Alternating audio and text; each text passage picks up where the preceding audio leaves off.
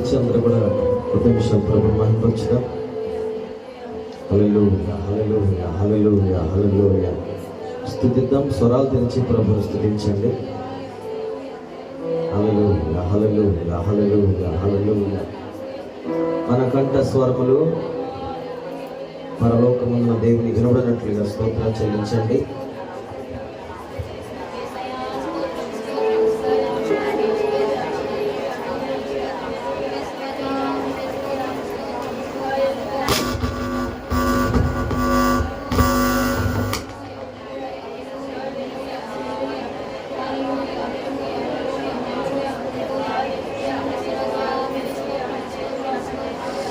స్తుతిద్దాం. అందరూ కూడా స్వరం తెరిచి ప్రభువుని స్తుతించండి. హల్లెలూయా, హల్లెలూయా, హల్లెలూయా, హల్లెలూయా.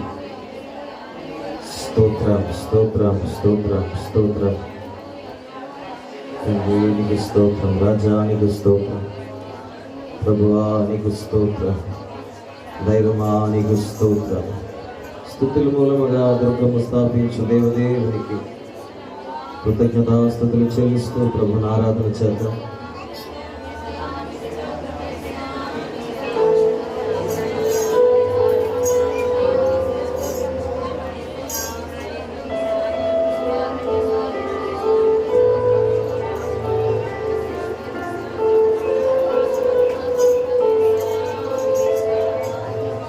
నాకు నీ కృప చాలును ఓ ప్రియుడా, నాకు నీ కృప చాలును ప్రియుడా, నాకు నీ కృప చాలును.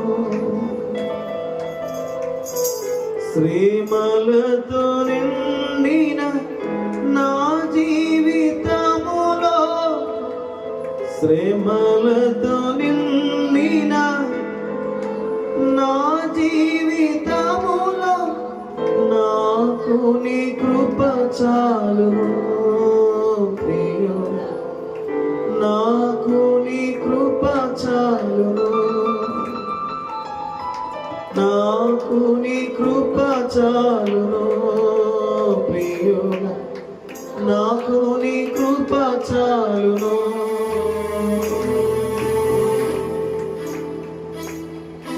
నాకు నీ కృప చాలును ఓ ప్రియుడా, నాకు నీ కృప చాలును ఓ ప్రియుడా, నాకు నీ కృప చాలును.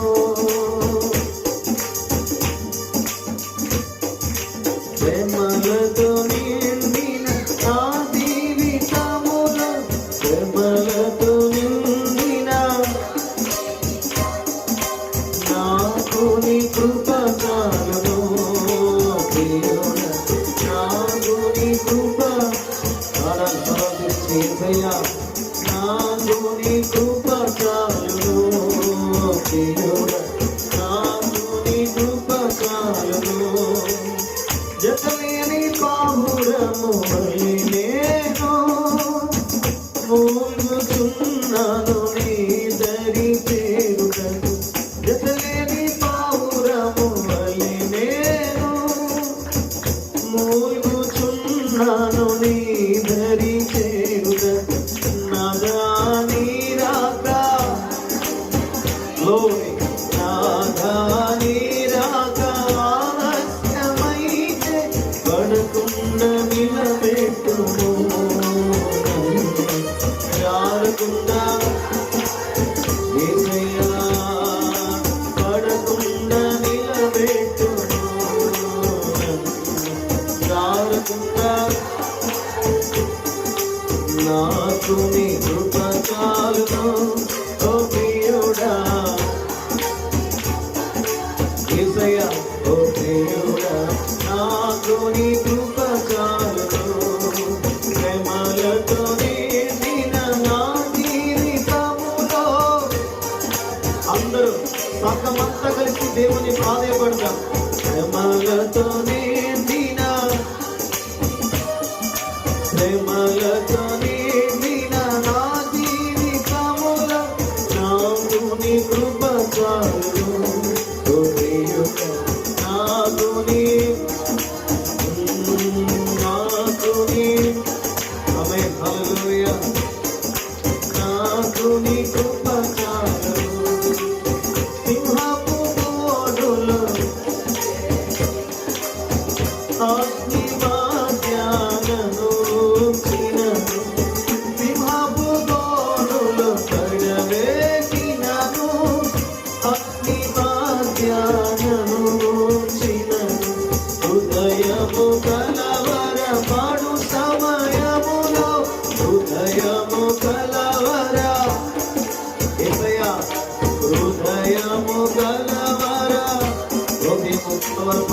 హృదయము కలవర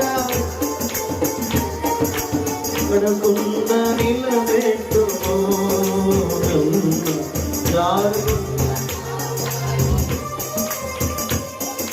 పడకున్న నిలబెట్టుము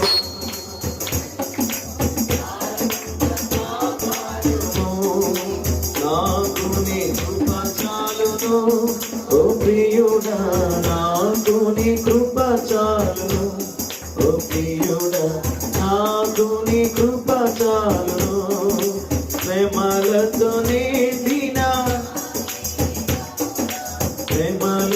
నిండిన నా జీవితములో నాకు నీ కృప చాలును ప్రియుడా నాకు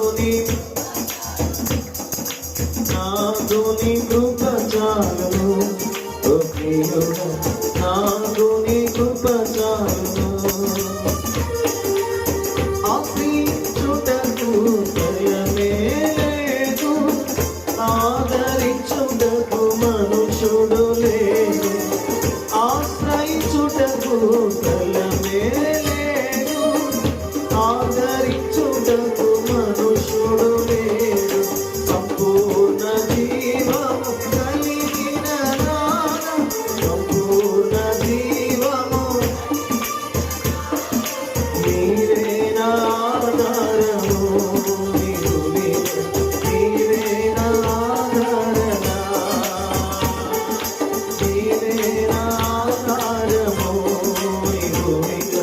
నీవే నా ఆధారణ నాకు నీ కృప చాలును ఓ ప్రియుడా నాకు నీ కృప చాలును ప్రేమలతో నిండిన ప్రేమలతో నిండిన నా జీవితములో ప్రేమలతో నిండిన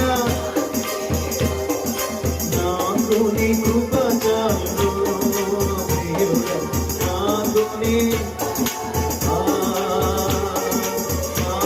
నీ కృప చాలును ప్రియుడా నాకు నీ కృప చాలును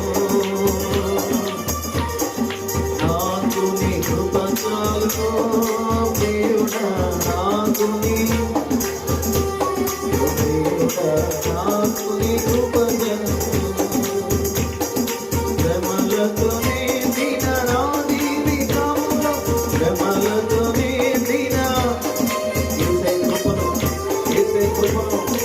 ఏసై కృపను పొందుకోవడానికి ఇంత మనసుకులమై ఆయన సన్నిధిలో మొరపెడతా ఆమె నాకు నీ కృప చాలును సింహపు బోనులు పడవేసినను అగ్ని మాధ్యానను ఉంచినను సింహపు బోనులు పడవేసినను అగ్ని మాధ్యానను ఉంచినను హృదయము కలవరపడు సమయములో హృదయము కలవరపడు సమయములో నీవే నా ఆధారము నీవే నా ఆదరణ నీవే నా ఆధారము నీవే నా ఆదరణ నీవే నా ఆధారము నీవే నా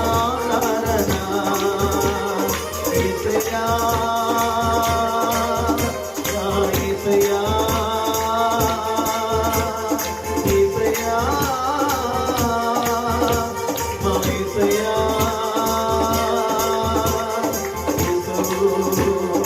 యేసు యేసయ్యా యేసయ్యా పడుకున్న నిలబెట్టుము జారుకున్న కాపాడుము పడుకున్న నిలబెట్టుము జారుకున్న యేసయ్యా పడకుండా కాపాడండి నాయన జారిపోకుండా రక్షించండి నాయన అంత్యకాలంలో అపాయకర దినాల్లో మేము ఉండగా కుడి ఎడమ తొట్టిల్లో పోకుండా మమ్మల్ని కాపాడండి నాయన మమ్మల్ని రక్షించండి నాయన బలపరచండి నాయన ఆశ్రయించుట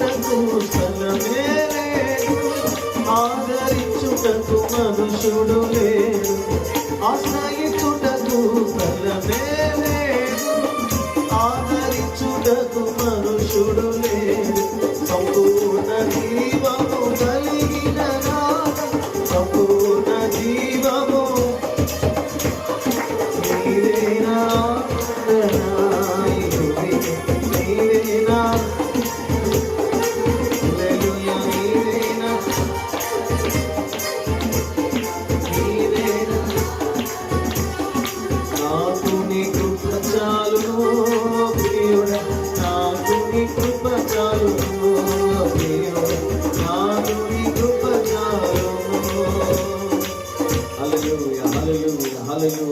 చూడండి, చేతుల పైకి చాపి ఎలుగెత్తి పిగరగా ప్రభు నామాన్ని స్తుతించండి. హల్లెలూయా.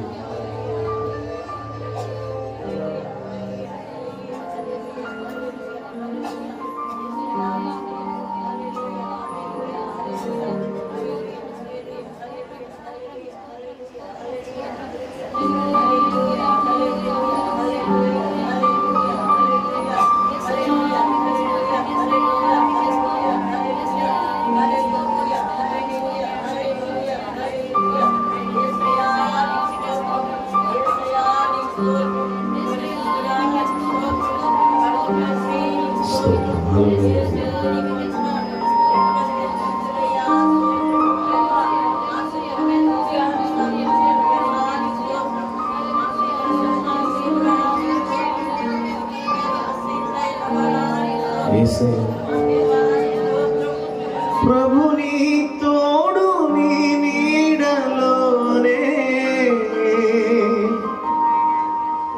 మేమిల బ్రతుకుచున్నామయ్యా, ప్రభుని తోడు నీ నీడలోనే మేమిల బ్రతుకుచున్నామయ్యా. ఏసయ్యా అంటే దేవుడు నామాన్ని కనపరచడానికి ప్రయత్నాలు చేయండి పిల్లరా. ఆయన మనకు తోడు లేకపోతే, సహాయం చేయలేకపోతే మేము బ్రతకలేమండి. Thank you Jesus, thank you. ప్రార్థన చేసుకుందాం. పరిశుద్ధుడైన తండ్రి, దేవుడిని ఆరాధించడానికి కనపరచడానికి అవకాశం ఇచ్చారు. సమయంలో మరి ముందుకు వెళ్తుండగా ఆరాధనలో మీరు మాకు తోడుగా నడిపించండి, శోధనల వ్యతిరేకులు తప్పించండి. ఈ మందిరానికి రావాల్సిన వారు ఇంకా అనేకులు ఉన్నారు, వేగముగా మందిరాన్ని నడిపించండి. వచ్చిన వారిని సిలువ చాటున మరుగుపరిచి బలపరిచి ఆశీర్వదించమని, అపాయము కీడు అడ్డులు ఆటంకాలు తొలగించి బలహీనతలు తీసివేసి క్రమగా మర్యాదగా ఈ ఆరాధన కార్యక్రమం జరుగుటకు సహాయం చేయమని యేసు నామమున ప్రార్థన చేస్తున్నాము తండ్రి, ఆమేన్. అందరూ లేచి నిలబడదాం.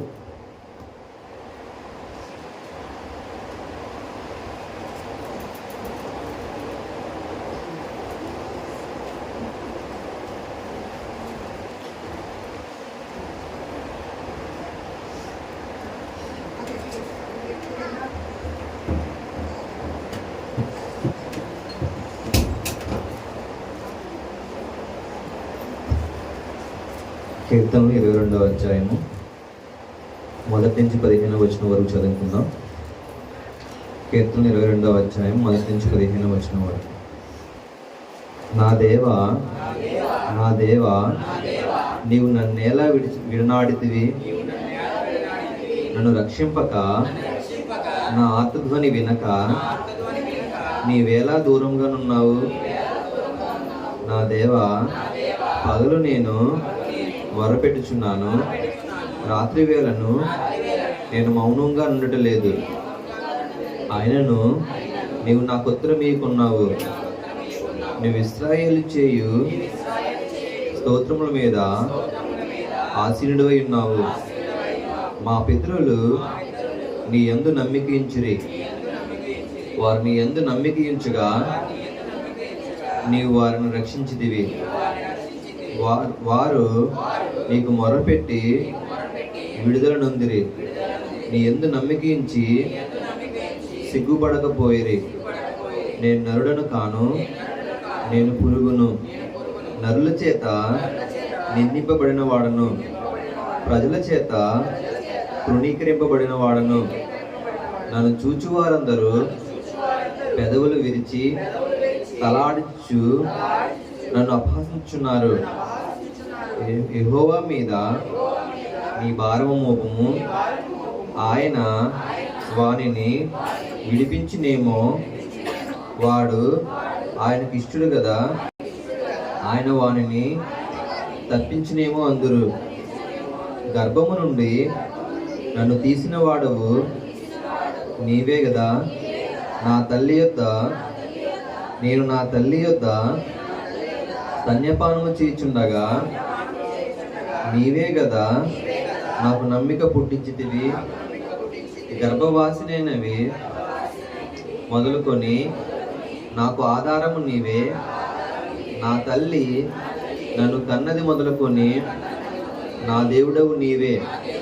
శ్రమ వచ్చినది, సహాయము చేయవాడెవడనూ లేడు. నాకు దూరముగా నుండకము. వృషభములు అనేకములు నన్ను చుట్టుకొని ఉన్నవి. బాషాను దేశపు బలమైన వృషభములు నన్ను ఆవరించి ఉన్నవి. చీల్చును గర్జించునుండు సింహం వలె వాళ్ళు నోళ్ళు తెచ్చున్నారు. నేను నీళ్ళ వలె పారబోయబడి ఉన్నాను. నా ఎముకలన్నీ స్థానము తప్పి ఉన్నవి. నా హృదయము నా అంతరంగమందు మైనము వలె కరిగి ఉన్నది. నా బలము ఎండిపోయి చిల్లపెంకు వలె ఆయను. నా నాలుక నా దవడను అంటుకొని ఉన్నది. నీవు నన్ను ప్రేతల భూమిలో పడవేసి ఉన్నావు. ఆమె దేవుడి పరిశుద్ధాత్మ దీవించు.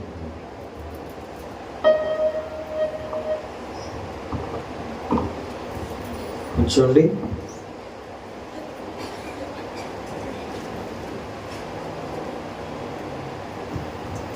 ఒకసారి అందరూ దేవునికి స్తోత్రాలు చెప్పండి. హల్లెలూయా. అవి ఇచ్చేయండి.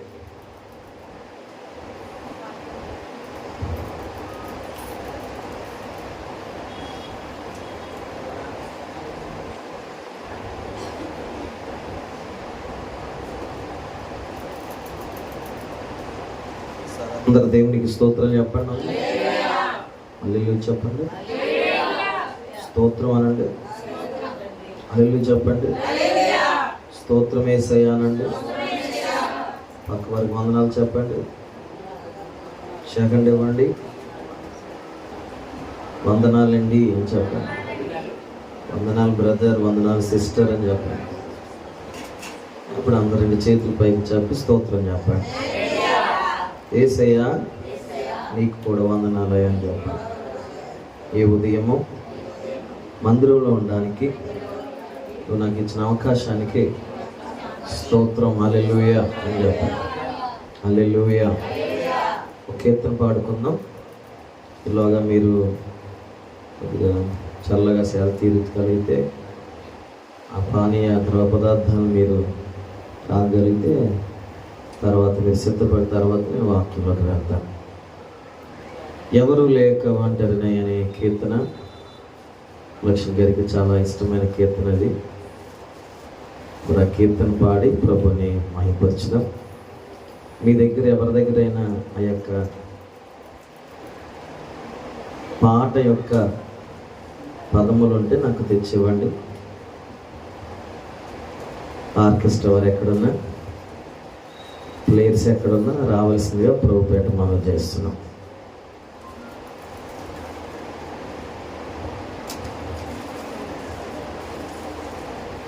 స్తోత్రం. హల్లెలూయా.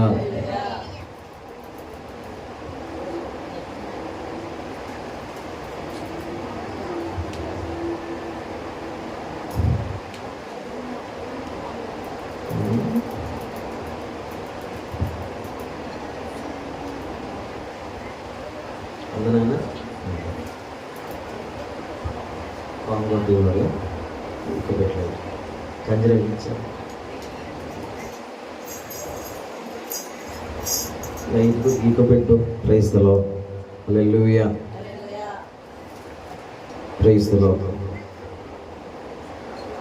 ఈ మంత్రం పడిపోతుంది దీనికి, దీని మంత్రాలు నాది.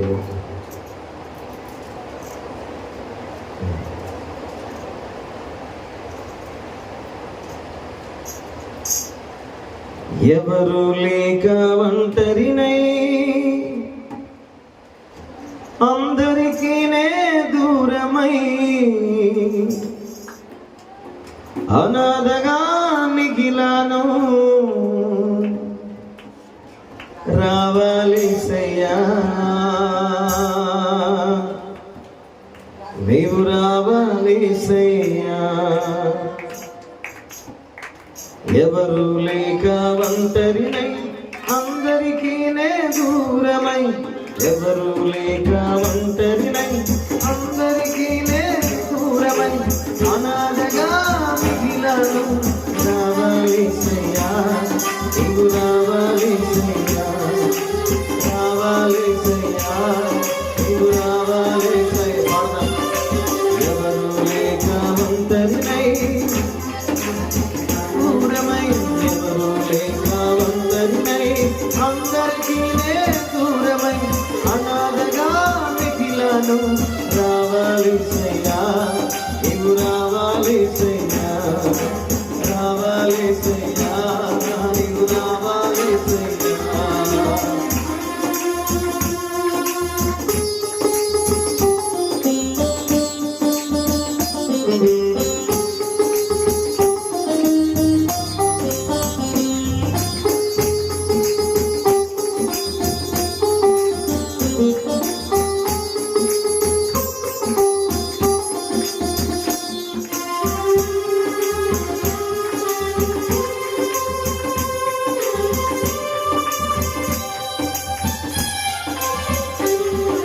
స్నేహితులని నమ్మను మోసం చేస్తారు, బంధువులని నమ్మను ద్రోహం చేస్తారు.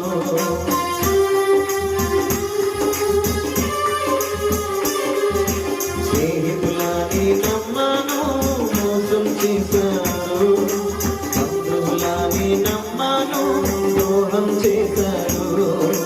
దీనుడనై అంధుడనై అనాథగా నిలిచాను, దీనుడనై అంధుడనై అనాథగానే నిలిచాను, రావాలిసయ్యా నీవు రావాలిసయ్యా. పాడాలి, రావాలిసయ్యా నీవు రావాలిసయ్యా. ఎవరు లేక ఒంటరినై అందరికీ నే దూరమై, ఎవరు లేక ఒంటరినై అందరికీ నే దూరమై అనాథగా మిగిలాను, రావాలిసయ్యా నీవు రావాలిసయ్యా, రావాలిసయ్యా నీవు రావాలిసయ్యా.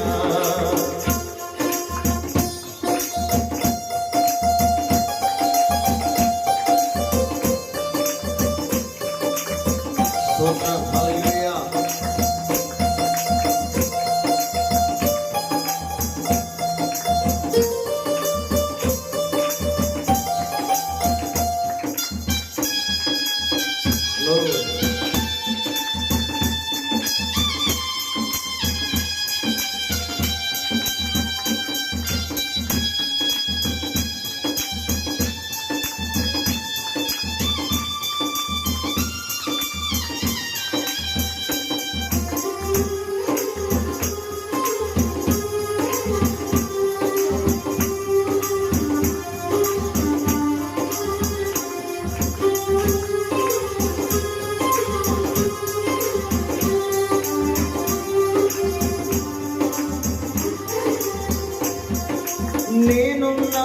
నేనున్నానని అందరూ అంటారు, కష్టాల్లో బాధల్లో తొలగిపోతారు.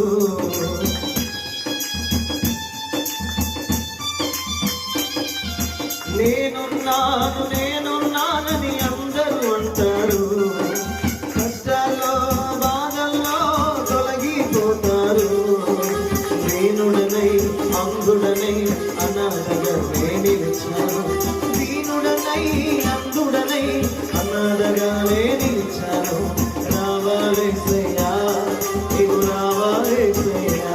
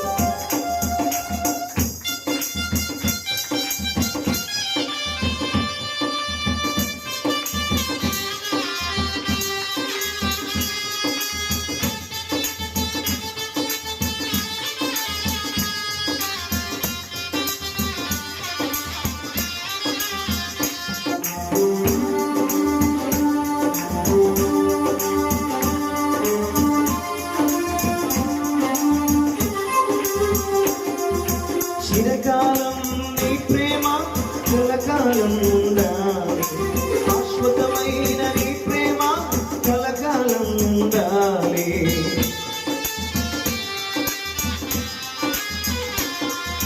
చిరకాలం నీ ప్రేమ కలకాలం ఉండాలి, శాశ్వతమైన నీ ప్రేమ కలకాలం ఉండాలి. దీనుడనై అందుడనై అనాథగానే మిగిలాను, దీనుడనై అందుడనై అనాథగానే నిలిచాను. రావాలేసయ్యా నీవు రావాలేసయ్యా, రావాలేసయ్యా నీవు రావాలేసయ్యా, రావాలేసయ్యా నీవు రావాలేసయ్యా, రావాలేసయ్యా నీవు రావాలేసయ్యా. ఎవరు లేక ఒంటరినై అందరికీ దూరమై, ఎవరు లేక ఒంటరినై అందరికీ దూరమై అనాథగా మిగిలాను. రావాలేసయ్యా నీవు రావాలేసయ్యా, రావాలేసయ్యా నీవు రావాలేసయ్యా. స్నేహితులా నీ నమ్మాను మోసం చేశారు, బంధువులా నీ నమ్మాను ద్రోహం చేశారు, స్నేహితులా నీ నమ్మాను మోసం చేశారు, బంధువులా నీ నమ్మాను ద్రోహం చేశారు. పాడదామా? దీనుడనై అందుడనై అనాథగానే నిలిచాను, దీనుడనై అందుడనై అనాథగానే నిలిచాను. రావాలేసయ్యా అందరూ స్వరం ఏక మనసుతో రావాలేసయ్యా నీవు రావాలేసయ్యా, రావాలేసయ్యా నీవు రావాలేసయ్యా, రావాలేసయ్యా నీవు రావాలేసయ్యా, రావాలేసయ్యా నీవు నేనున్నాను నేనున్నానని అందరూ అంటున్నారు, కష్టాల్లో బాధల్లో తొలగిపోతారు.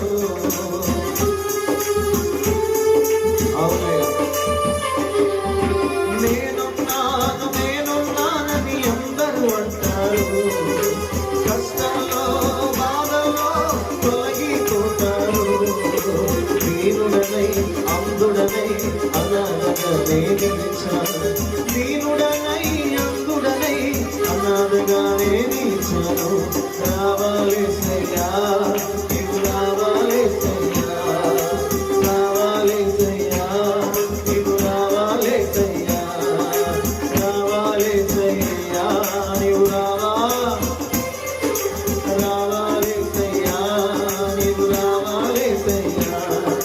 చిరకాలం నీ ప్రేమ కలకాలం ఉండాలి, శాశ్వతమైన నీ ప్రేమ కలకాలం ఉండాలి.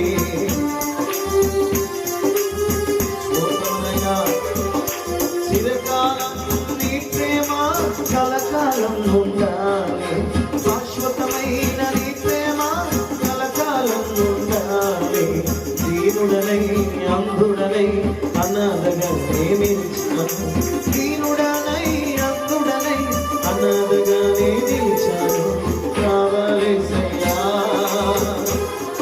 పిలవండి, రావాలేసయ్యా నీవు రావాలేసయ్యా, రావాలేసయ్యా నీవు రావాలేసయ్యా,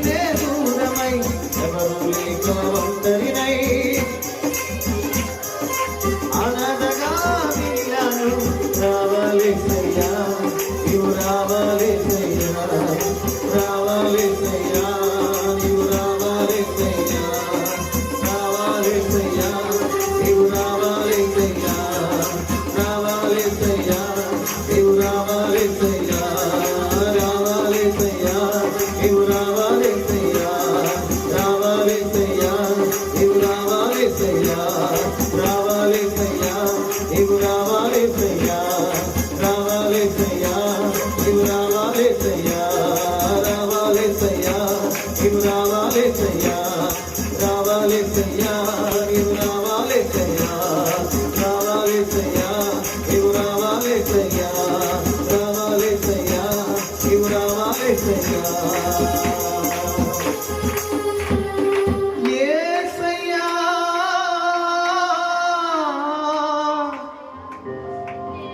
యేసయ్యా,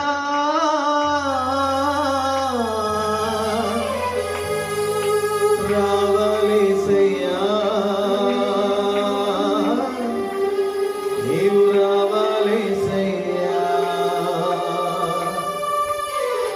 రావాలేసయ్యా, నీవు రావాలేసయ్యా.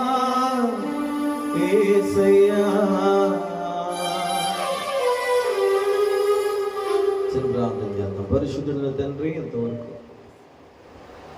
ఈ సన్నిధి మాకు అనుగ్రహించి ఆరాధించి సేవించే భాగ్యం మాకు ఇచ్చారు. అందుకే నీకు వందనాలు ప్రభువా. ఈ సమయంలో వరకు నీ నామస్మరణ చేశాము, వాక్య ధ్యానంలో వెలుచుండగా ఈ మాటతో మమ్మల్ని మరలా ఆదరించి బలపరచమని, ఇంకొకసారి మరొకసారి మీ ఆత్మతో నింపమని, బలహీనుడైన నేను నిలబడుచుండగా నీ ప్రసన్నత నాకు అనుగ్రహించి బలము దయచేయమని, మాతో నాతో అందరితో మీరు మాట్లాడారు. యేసు నామమున ప్రార్థన చేస్తున్నాము తండ్రి, ఆమేన్. ఒకసారి అందరూ దేవుడికి స్తోత్రాలు చెప్తారు. హల్లెలూయా. కీర్తనలో మనకు అర్థమయ్యే భావం ఏంటంటే, ఎవరు కూడా నమ్మదగిన వారు భూమి మీద లేరట. Praise the Lord. సూపర్. దేవుని వాక్యం ఇలా చెప్తుంది. 118వ కీర్తన 8వ చరణం మీకు తీయవసరం లేదు, కానీ అక్కడ చక్కని మాట అన్నాడు. మనుషులను నమ్ముకొనుట కంటే యెహోవాను ఆశ్రయించుట మేలు, రాజులను నమ్ముకొనుట కంటే యెహోవాను ఆశ్రయించుట మేలు అన్నాడు. మేలైనది ప్రభు వాక్యం చెప్తుంటే, శ్రేష్టమైనది దేవుని వాక్యం ఎప్పుడు బోధిస్తుంటుంటే, ప్రతి విషయాన్ని దేవుడు మనకు బయలుపరుస్తూ ఉంటుంటే వాక్యం చెప్తుంది, మనము దేవుని మేలు పొందుకోకుండా మన హృదయమే శోధనల వైపు, శ్రమల వైపు, మన సొంత ఆలోచనల వైపు నడిపించబడుతున్నామని వాక్యం మనకు బోధిస్తుంది. దురాశల చేత మనము ఏడ్చబడుచున్నాం అనేది లేఖనాల యొక్క సారాంశం. కనుక ప్రియులరా, ఎవరు ఉన్నా లేకపోయినా యేసు ఎప్పుడు కూడా మనతో ఉంటారు అనే నమ్మకం క్రైస్తవునికి నూతనముగా దినదినము బలపరుస్తూ ఉంటుంది. నిజంగా ఆ మనస్సు మనకు లేకపోతే మనం భక్తి చేయలేము. ఆ మనస్సు మనకు లేకపోతే ధైర్యముగా నిలబడలేము. అందుకే చాలాసార్లు ఒంటరైపోయాను అనే ఆలోచన మనల్ని వేధిస్తూ ఉంటుంది. చుట్టూ మనుషులు ఉన్నా, నా అనేవారు కనబడుతూ ఉన్నా, 10 మంది మధ్యలో ఉన్నా కూడా ఒక్కొక్క సందర్భంలో అనిపిస్తుంది, నాకెవరు లేరు, నేను ఒంటరిని, అయ్యో నా బ్రతుకేంటి, నా భవిష్యత్తు ఏంటి, లేకపోతే నా బిడ్డల పరిస్థితి ఏంటి, నా కుటుంబ పరిస్థితి ఏంటి అని చాలా హృదయాలు కలవరమవుతూ ఉంటాయి. ప్రియులారా, దేవుని వాక్యం చెప్తుంది, మీలో ఒంటరైన వాడు 1000 మంది అగును.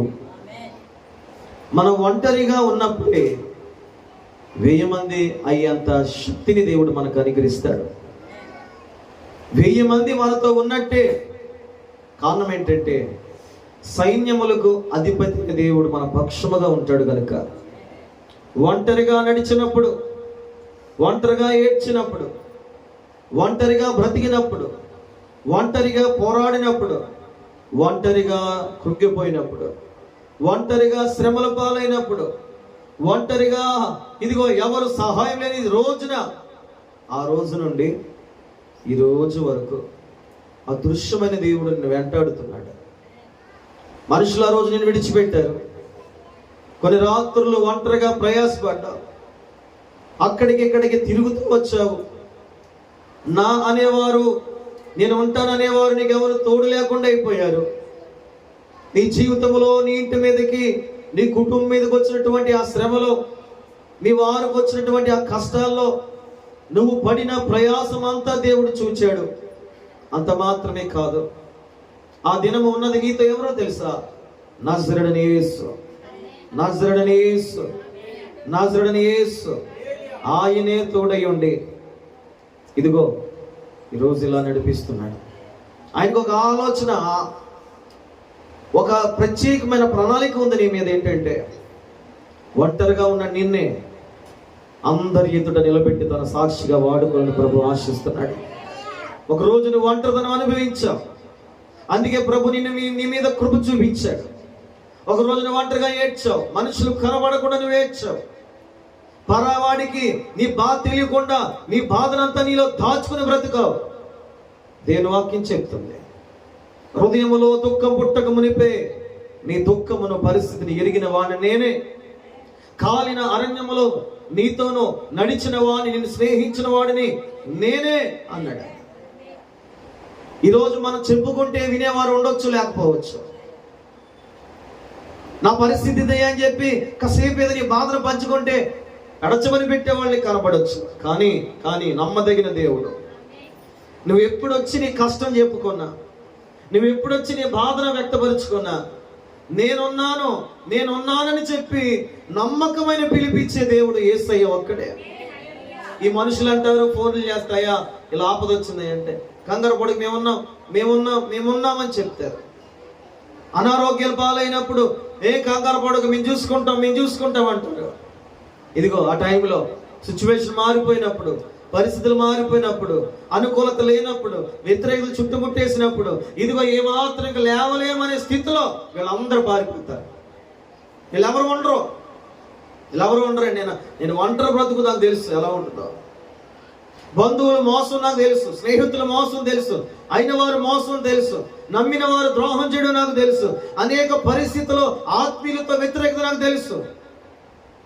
ఎన్ని తెలిసినా అంతకు మించి ఒకటి తెలియవలసింది ఏంటంటే, అందరికంటే శ్రేష్టమైన వాడు నజరేయుడైన యేసు ఒక్కడే. దేవునికి స్తోత్రం కలుగునుగా. హల్లెలూయా, హల్లెలూయా.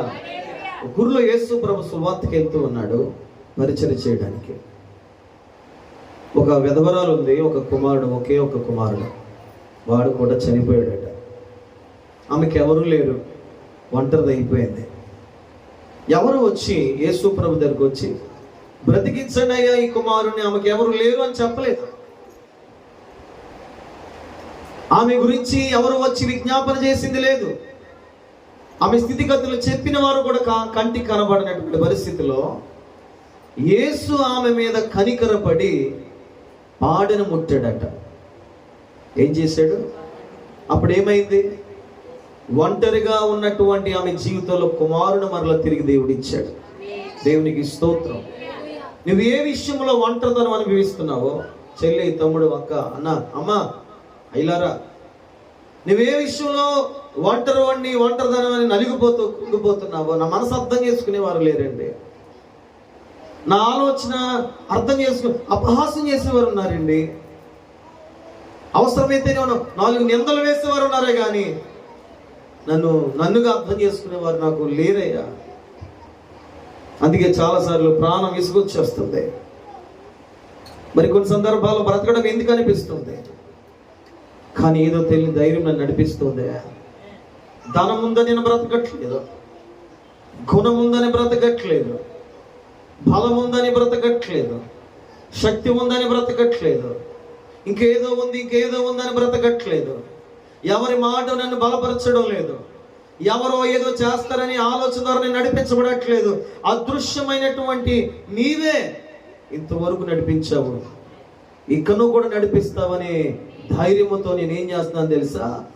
ముందుకు వెళ్తున్నాను ప్రభువా అని. ఏ హృదయం అయితే ఈరోజు ప్రభు దగ్గర ఉందో, ప్రభు నాతో అడ్డు పెట్టుకుని మీతో మాట్లాడుతున్నాడు. భయపడని అవసరం లేదు. లోకాన్ని సూచించిన వాడు నీకు తోడై ఉన్నాడు. నోరు తెరిచి చేతులు పైకి చాపి ఆమేన్ చెప్పాడు. హల్లెలూయా చెప్పాలి. హల్లెలూయా. ప్రియులారా, మరలా చెప్తున్నాను, ఎవరు ఉన్నా లేకపోయినా యేసు ఉంటే చాలు. గట్టిగా ఈ మాట చెప్తారా? పక్కవతి మాట సలహాగా సంతోషంగా ధైర్యం చెప్తా, మనకి యేసు ఉంటే చాలని చెప్పండి. గట్టిగా చెప్పాలి. చేతులు పైకి చాపి వారి చేతులు పైకి పట్టుకొని చెప్పండి, మనకి యేసు ఉంటే చాలు. ఆమేన్. బలం లేకపోయినా, ఆరోగ్యం లేకపోయినా యేసు ఉంటే చాలు. ఆస్తి ఉన్న ఆస్తి లేకపోయినా యేసు ఉంటే చాలు. మేడలున్న మిద్దెలున్న మిద్దెలు లేకపోయినా, మేడలు లేకపోయినా, గూడు లేకపోయినా చెప్పాలి చెప్పాలి చెప్పాలి. ఏమని చెప్పాలి ఇప్పుడు? యేసు ఉంటే చాలయ్యా. స్తోత్రం కలుగునగాక. హల్లెలూయా. వేల కొలది నా వెనకాల సైన్యము లేకపోయినా యేసు ఉంటే చాలు. ఆమేన్ చెప్పండి.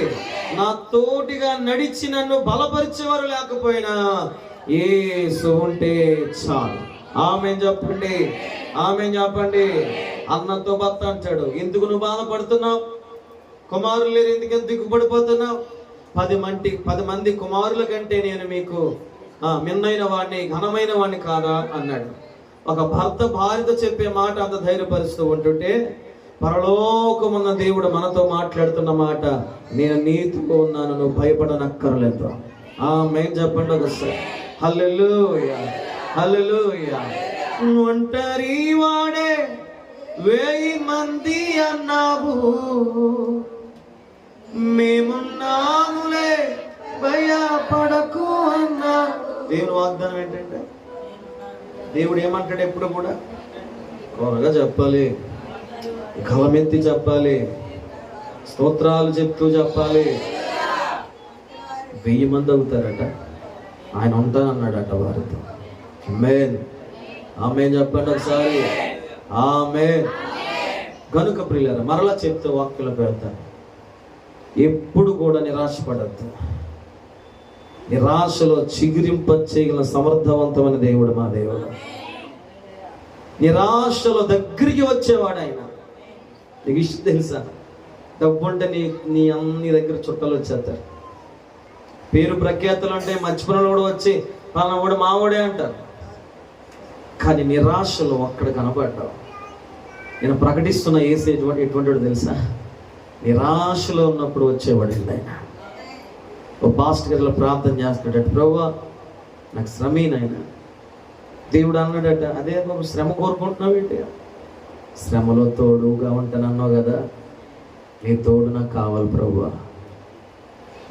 కీర్తనలో ఏమంటాడు? 91 కీర్తనలో, శ్రమలో అతను తోడై ఉండేదను, అతను విడిపించి అతను గొప్ప అన్నావు కదా ప్రభు. నాకు తోడుగా ఉండడానికి ఏదో శ్రమ ఇవ్వండి నాయన. అలా వద్దు నాన్న, నేను ఉంటానులే. లేదయ్యా, లేదు. శ్రమ ఉన్నప్పుడు ఎక్కువగా నీ కృప నాకు దొరుకుతుంది అయ్యా. శ్రమ చూసి పారిపోతున్నావు ఈరోజు. నువ్వు కష్టం చూసి అంటున్నావు, అయ్య బాబు యేసు ప్రభు కలిసి రాలేదంటున్నావు.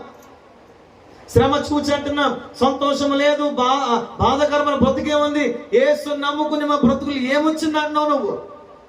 కానీ భక్తుల తీరు వేరు, విశ్వాసుల తీరు వేరు, బయట వారి తీరు వేరు. అందుకే చాలా మంది యేసును నమ్ముకుంటారు కానీ యేసులో నిలిచుండవలసిన తొక్కి మంది. ఇంకో కాలం రాబోతుంది ఏంటంటే, వీళ్ళు భక్తి పరులో భక్తిలో తేలిపోయే కాలం. అదే ప్రభు రాకడ దినం.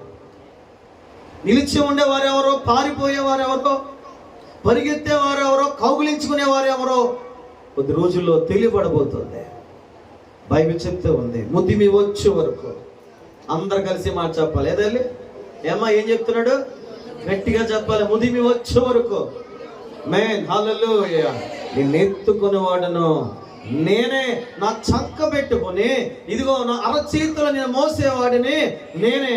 నీ తల్లి మర్చిపోవచ్చేమో, నీ తండ్రి మరిపోవచ్చేమో, కన్న పిల్లల్ని తల్లైనా మర్చినేమో కానీ నేను నిన్ను మరువను అన్నాడు.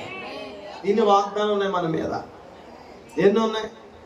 కట్లు లేకపోవచ్చు, నోట్లు లేకపోవచ్చు, చెల్లే వాగ్దానపు సముద్రం మన మీద దిగి వచ్చే కాలం రాబోతుంది. వాగ్దానపు ఆశీర్వాదపు జల్లులు రాబోతున్నాయి మనకి ఈ సంవత్సరంలో. నమ్ము నమ్ము నమ్ము నమ్ము. ఆల్రెడీ నువ్వు అడుగులు వేస్తున్నావు, ఇంకా నువ్వు అడుగులు అయిపోతున్నావు ఈ సంవత్సరం. ఈ చిన్న సంఘంలో ఎవరున్నారో తెలుసా? దేవుడు ఉన్నాడు. ఈ చిన్న మందిరంలో ఇదిగో ఈ యొక్క రేకులు షెడ్ మధ్యన ఎవరయ్యా నివసించేదంటే యేసయ్య మన మధ్య నివసిస్తున్నాడు.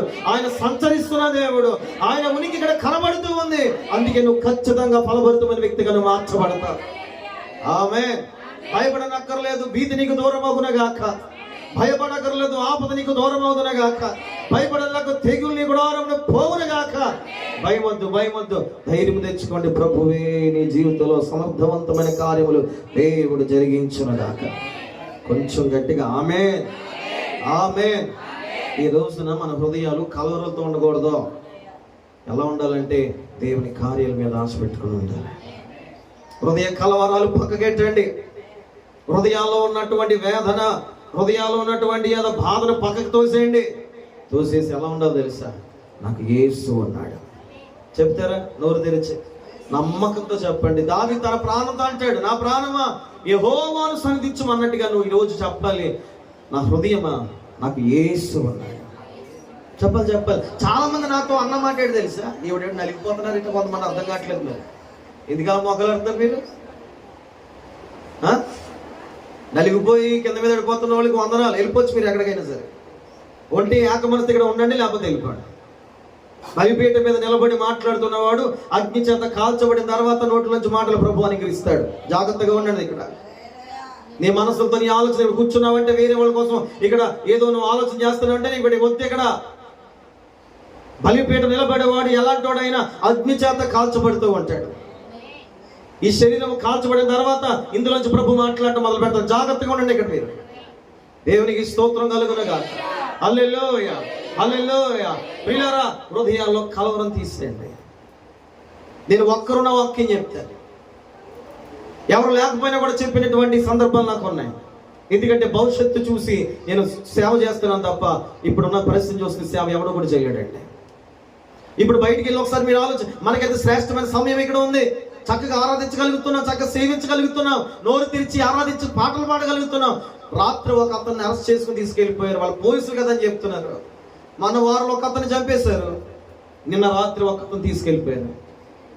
కంప్లైంట్లు ఇచ్చే వాళ్ళు ఎవరు ఏమనట్లేదండి, సేవకుల మీద పడుతున్నారు. ఆ సేవకుడు అంటే పనికి వాళ్ళోడు. మీకు ఏదో అనుకుంటున్నారు పిల్లలు, జాగ్రత్తగా ఉండండి. దేవుని సేవకుడు అంటే దేవుడు బలిపీఠం నిలబడుతున్న మాట, ప్రతి మాట ప్రభు నాతో మాట్లాడుతున్నాడు. కొంతమంది ఎలా అంటారు, ఆమెను చూసి చెప్తున్నాడు, ఇతను చూసి చెప్తున్నాడు అనుకుంటారు. మీ అంత చవట్లు ఎవరు లేరు. ఊరుకుంటాను అనుకోద్దు అసలు. జాగ్రత్తగా ఉండండి. స్పందించండి, లేకపోతే మీరు ఏదైనా పని ఉంటే వెళ్ళిపోవచ్చు మీరు ఎక్కడి నుంచి. కానీ అందరూ ఏకమనతో కూర్చోడానికి ప్రయత్నాలు చేయండి. నీవు నన్ను ఇక్కడ పీల్చుకొని పెట్టలేదు. ఇక్కడ నువ్వు నాకు జీతం ఇవ్వట్లేదు. ఇక్కడ ఉన్నందుకు ప్రభు ఇస్తున్నాడు, ప్రభు నేను పెట్టాడు, ప్రభు పని చేయాలి. దేవునికి మహిమ కలుగునగాక. హల్లెలూయా. చెప్పండి అందరూ దేవునికి స్తోత్రం చెప్పండి. హల్లెలూయా. బైబిల్ తెరిచి లూకా సువార్త పోయిన శుక్రవారం సాయంత్రం ఈ మాట మీకు చెప్తూ నేను ముగించాను. ఇది ముందుకు తీసుకెళ్తానని ఈ మాట నేను ధ్యానంలో తీసుకువెళ్తాను. లూకా సువార్త 21వ అధ్యాయము 34వ వచనం చదువుకుందాం. లూకా సువార్త 21:34. మీ హృదయములో ఒకవేళ తిండి వలనను మత్తు వలనను ఐహిక విచారం వలనను మందముగా ఉన్నందున ఆ దినం అకస్మాత్ మీ మీదకి ఉరి వచ్చినట్టు రాకుండా మీ విషయమై జాగ్రత్తగా ఉండండి. హెచ్చరిక, హెచ్చరిక. ఏంటి హెచ్చరిక? దేవుని రాకడ దినం ఉంది. దేవుని రాకడ దినమందు నువ్వు ఎలా ఉండాలో దేవుని వాక్యం నేను హెచ్చరిస్తుంది. ఎలా పడితే అలా ఉండడానికి క్రైస్తవుడికి వీలు లేదు. అందరూ ఉన్నట్లుగా నువ్వు ఉండడానికి వీలు లేదు. నువ్వు దేవునికి ఒక ప్రత్యేకమైన మనిషివి, దేవుని రక్తంలో కడగబడిన వ్యక్తివి.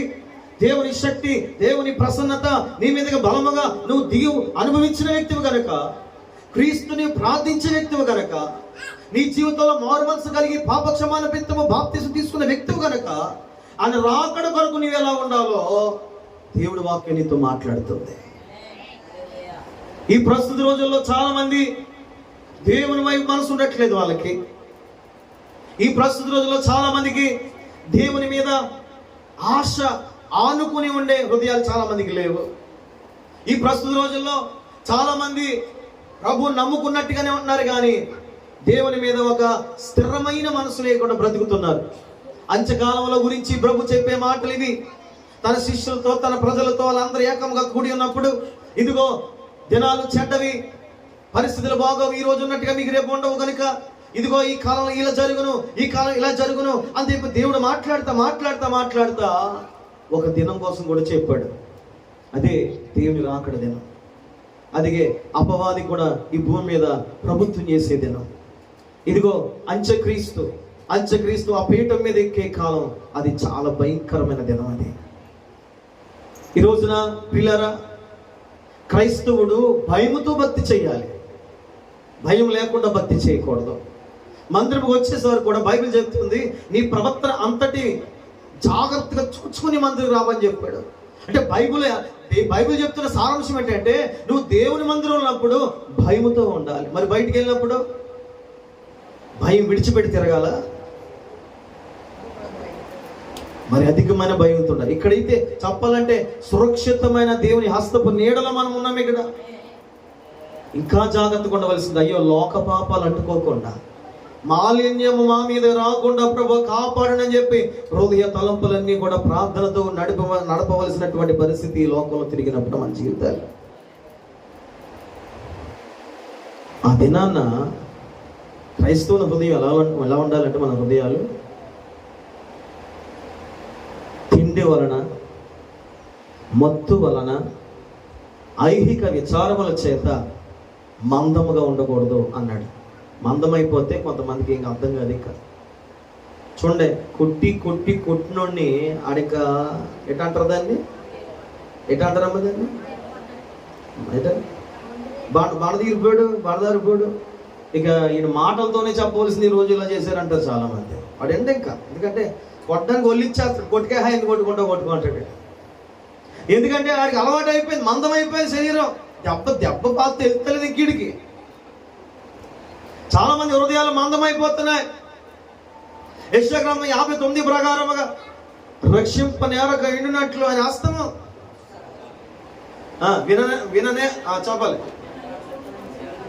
విననేరకుండినట్లు ఆయన చెవులు మందం కాలేదు. మరి ఏమైంది? ప్రభు ఎందుకు వినట్లేదు మన మాటలు? ఎందుకు వినట్లేదు మన మాటలు?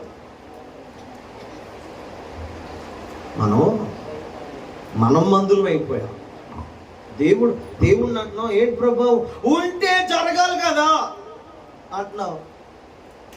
నువ్వు మందమతులే బతికి అప్పుడప్పుడు ఏదో అవసరం వచ్చినప్పుడు దేవుడి దగ్గరకు వచ్చేసి నువ్వు మనుషులతో చేసిన సహవాసం దేవుడి చేత కుదరదు. దేవుడితో స్థిరమైనటువంటి నిబంధన చేసుకోవాలి. దేవుడితో స్థిరమైన ఒడంబడిక కలిగి ఉండాలి. ఆపద వచ్చినప్పుడు దేవుడు కాదు, ప్రతి విషయంలో దేవుడు నీకు ఉండాలి. ఆపద వచ్చినప్పుడు దేవుని స్మరణ మాత్రమే కాదు, ఆనందంలో కూడా దేవుని స్మరణ నీ నోట ఉండాలి. కూర్చుండుట, లేచుట, సమస్త విషయంలో ప్రభువును స్తుతిస్తూ ఉండాలి. ప్రభు ధ్యానము దీవారాత్రము నీ మనసులో ఉండాలి. దేవుని మీద ధ్యానం నీకు ఉండాలి. దేవుని మీద మనసు నీకు ఉండాలి. దేవుని మీద ఆధారపడే హృదయం నీకు ఉండాలి. దేవుడు అంటే అసలు నువ్వు మర్చిపోతే నువ్వు బాధపడే అంత తృష్ణ ఆలోచన హృదయం గలదానిగా వాడిగా నువ్వు ఉండాలి. ఆయనకు ఒక వేదన ఉంది. ఏంటి ఆ వేదన అంటే, మనం మందులైపోతున్నాం. ఎలాంటి మందత్వం అంటే తిండి, మత్తు, విచారాలు. నాతో కలిసి మాట చెప్పండి. 3 రకాలు. ఒకటి చెప్పాలి. ఫస్ట్ ఏంటి? తిండి. ఆదివారం వచ్చింది, చికెన్ తిందామా, మటన్ తెచ్చుకుందామా, చేపలు తెచ్చుకుందామా? తిండి. అరే జాబ్ వచ్చిందిరా, రారా పార్టీ చేసుకున్నాం. అరే పిల్లడు కొట్టాడు, రా డాబా బోర్డు పార్టీ చేసుకున్నాం. మరి ఎగ్జామ్ పాస్ అయ్యాడు. మా కుర్రగాళ్ళు ఉన్నారు, ఇప్పుడు వచ్చి మాకు పార్టీ ఇవ్వలేదు. వీళ్ళు మాత్రం బర్త్డే పార్టీలని, ఆ పార్టీలని, ఈ పార్టీలని వేలు ఆలకెళ్ళి వచ్చి కూడా తిరిగి ప్యాంట్ ఇచ్చినోడు మోకాలు వేసినోడికి జ్యూస్ తెచ్చేవాళ్ళు ఇద్దరు ఒకడు కూడా. దేవునికి స్తోత్రం కలిగిన కానీ ఆ కథలు అయితే కొన్ని దశాబ్దాలు అయిపోయి వాగ్దానం చేసినాక దేవునికి స్తోత్రం కలిగిన కాదు. అదే పెండానికి అమ్మా 10,000 కొట్టమ్మా, ఈవిడ 10,000 అడిగితే 2,000 ఖచ్చితంగా 3,000 ఇచ్చేద్దాం. స్తోత్రం. ఈవిడ పుణ్యాత్మకులు, మేము పాపాత్ములు. దేవునికి స్తోత్రం కలుగును గాక. మత్తువాడను ఐహిక విచారముల చేతను మీ హృదయం ఎలా ఉండకూడదట చెప్పాలి. ఎలా ఉండకూడదమ్మా? సెల్లుళ్ళు మందులైపోండు. ఎందుకంటే ఆ దినము ఉరి వచ్చినట్టే వస్తుంది.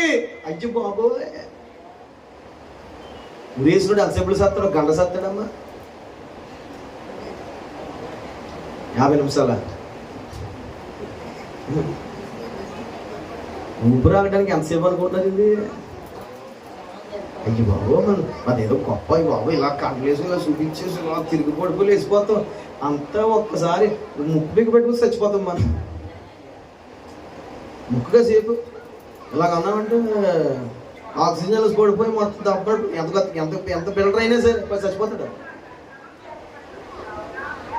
అంతే కదా. ఆయన ప్రపంచం తిరిగేసినాడు. ఆయన ముక్కు మూసుకుని అంటే అవుట్ అయిపోయినట్టు జీవితం. ఇలాంటి అల్పమైనటువంటి జీవితాల్ని దేవుడు ఎంతగానో ప్రేమిస్తూ మీరు ఆ దినాన తప్పించుకోవాలంటే మీరు ఎలా ఉండాలో తెలుసా? ఈ 3 విషయాలు విడిచిపెట్టి జాగ్రత్తగా ఉండండి అన్నాడు. స్తోత్రం కలుగును గాక. హల్లెలూయా. హెబ్రీయులకు రాసిన పత్రిక 12వ అధ్యాయము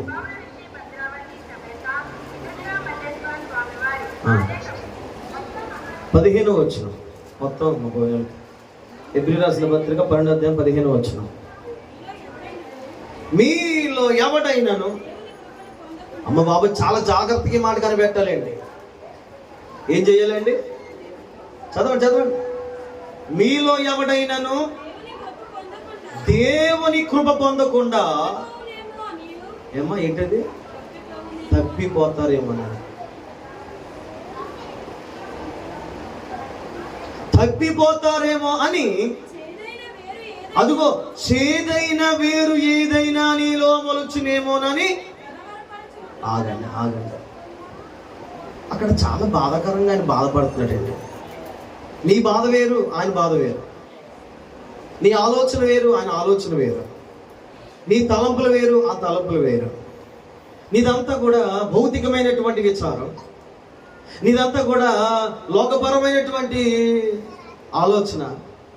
దేవుడు ఆలోచన ఏంటంటే, అయ్యో నా బిడ్డలు శాశ్వతమైన రాజ్యాన్ని కోల్పోతారేమో, నా బిడ్డలు చేయబడిన వాగ్దానాలకు దూరంగా పారిపోతారేమో, నేను ఇచ్చే ఆ స్థానాన్ని వాళ్ళు విడిచిపెట్టుకుంటారేమో అని కలవరాలతో ఉంటాడు దేవుడు ఎప్పుడు కూడా. నీలాంటి నాలాంటి కలవరాలు కాదు ఆయనకి.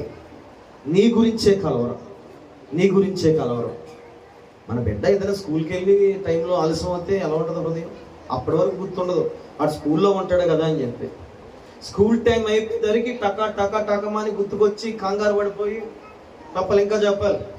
ఏమొస్తుందో కూడా అయ్యి బాబు వీడు ఎక్కడున్నాడు ఏంటి, ఎక్కడున్నాడు ఏంటి, వాళ్ళకి ఫోన్ చేసి వీళ్ళకి ఫోన్ చేసి నువ్వు వెళ్ళిపోయి అక్కడ లేదంటే లేడండి ఇందాక వెళ్ళిపోయిన మాట వినపడుతుంది. గుండె ఎలా ఉంటుంది చెప్పాలి సార్. బాబోయ్ అమ్మా మీటింగ్ స్లో సౌండ్ తగ్గించి ఆడుకోండి అమ్మా. అమ్మ అమ్మ సౌండ్ తగ్గించి అమ్మ. స్తోత్రం కలుగును గాక. హల్లెలూయా. వచ్చిన సంఘం చేపడి బొమ్మ ఏంటమ్మా అది అన్న బాబోయ్ మళ్ళీ అయ్యే అది బొమ్మలు చూసి భయగా. దేవునికి స్తోత్రం కలుగును గాక. హల్లెలూయా. ఆ కలవరం వచ్చేద్ది కదా పిల్ల కనపడిపోసరికి. దేవుని సేవకుడికి, దేవుని సేవకుడు అయినటువంటి ఆయనకి దేవుని ఆత్మత వరకు కలవరం ఉంది. 15వ వచనంలో చాలా చక్కని మాట అంటాడు. మరొక్కసారి రిపీట్ చేయండి మాట. మీలో ఎవడైనా, అదిగో ఏం పొందకుండా, జాగ్రత్తగా చెప్పండి మాట. దేవుని కృప పొందకుండా, దేవుని కృప పొందకుండా. తర్వాత తప్పిపోతామని. దేనికి బాధ? దేనికి బాధ? దేవుని కృప పొందుకోకుండా మనము తప్పిపోతామని చెప్పి దైవజనుడికి బాధ. దేవుని కృపని మీద రానివ్వకుండా నువ్వు పోగొట్టుకుంటావేమో అని చెప్పి దైవజనుడికి ఆవేదన. దైవజనుడే అలా ఉంటే దైవజనుడికి నిలబెట్టిన దేవుడు ఇంకెలా ఉంటాడంటే ప్రార్థనలకు రండి రండి రండి, ఎందుకంటే నీకు కృప దొరుకుతుంది. ప్రార్థించండి ప్రార్థించండి, ఉపవాసాలు ఉండండి, ఇలా ఉండండి అలా ఉండండి, ఎన్ని మాటలు గద్దించినా ఏం చేసినా అయ్యో మీ మీద నుండి కృప పోతుందేమో అన్న భయం. పౌలు గారు చెప్తున్నాడు, హెబ్రీయులకు రాసినటువంటి పత్రికలో మాట్లాడుతున్నాడు, ఇదిగో దేవుని కృపను మీరు పోగొట్టుకుంటారని చెప్పి నా హృదయం కలవరముతో ఉంది. తర్వాత అన్నాడు, చేదైన వేరు మీలో ఒకవేళ మొలిచి మిమ్మల్ని కలవరపరచడం వలన అనేకులు అపవిత్రులైపోతారేమో అని చెప్పి, అదిగో అక్కడ అంటాడు, ఒక పూట కూటి కొరకు జ్యేష్ఠత్వపు హక్కునే అమ్మేశాడు అమ్మేశాడు అమ్మేశాడు. దేనికి దేనికి దేనికి? ఒక పూట అన్నం కోసం. నిజంగా చెప్పండి, నిజంగా చెప్పండి, అందరూ కూడా ఒక పూట తిండి లేకుండా ఎప్పుడైనా ఉన్నారా? ఒక బసలు చేసినా లేకపోతే ఎక్కడ ప్రయాణం అయినా ఒక సందర్భం మిస్ అవుతుంది కదా టైం, అలా ఉన్నారు ఎవరైనా? ఒక పూట తినకుండా ఉన్నారా లేదా? ఇప్పుడు వచ్చి పుట్టిన తర్వాత ఒక్క పూట కూడా తినకుండా లేకుండా మేము ప్రతి పూట 4 పూటలు 3 పూటలు 5 పూటలు, నాకు ఒకరికేమో 6 పూటలు ఉంటే ప్రత్యేకించి ఆ 6 పూటలు కూడా మేము తిన్నాము అన్న వాళ్ళు మాత్రమే స్తోత్రం చెప్పండి. అంటే ఎవరు లేరుగా సాధ్యమైనంత వరకు. సెలవు అందరూ తిన్నవాళ్ళమే కదా, ఉపవాసం ఉన్నవాళ్ళమే, తిండి లేకుండా బాధపడిన వాళ్ళమే, లేకపోతే ఏదో సందర్భాన్ని బట్టి కొడుకు మార్చుకున్న వాళ్ళమే. ఒక పూట కోసం ప్రాణం ఏమవుతుందో చెప్పండి సార్, నిజం చెప్పండి. కానీ మాకేటమ్మ కింద మీద పడిపోతుంది, సిల్లలకి షివరింగ్ వచ్చేసి ఏదో అన్కాన్షియస్గా అయిపోయి కంగారుగా ఆ ముద్ద తినేసి అక్కడ ఏదో తాగేసి స్వీట్ తినేసి మళ్ళీ కూర్చి కాసేపటికి మళ్ళీ పడుకుంటా లేచిన తప్ప తర్వాత ఆ జబ్బు తగ్గదు అర్థంగా, దాన్ని అందరు గ్యాస్ట్రిక్ అన్నారు.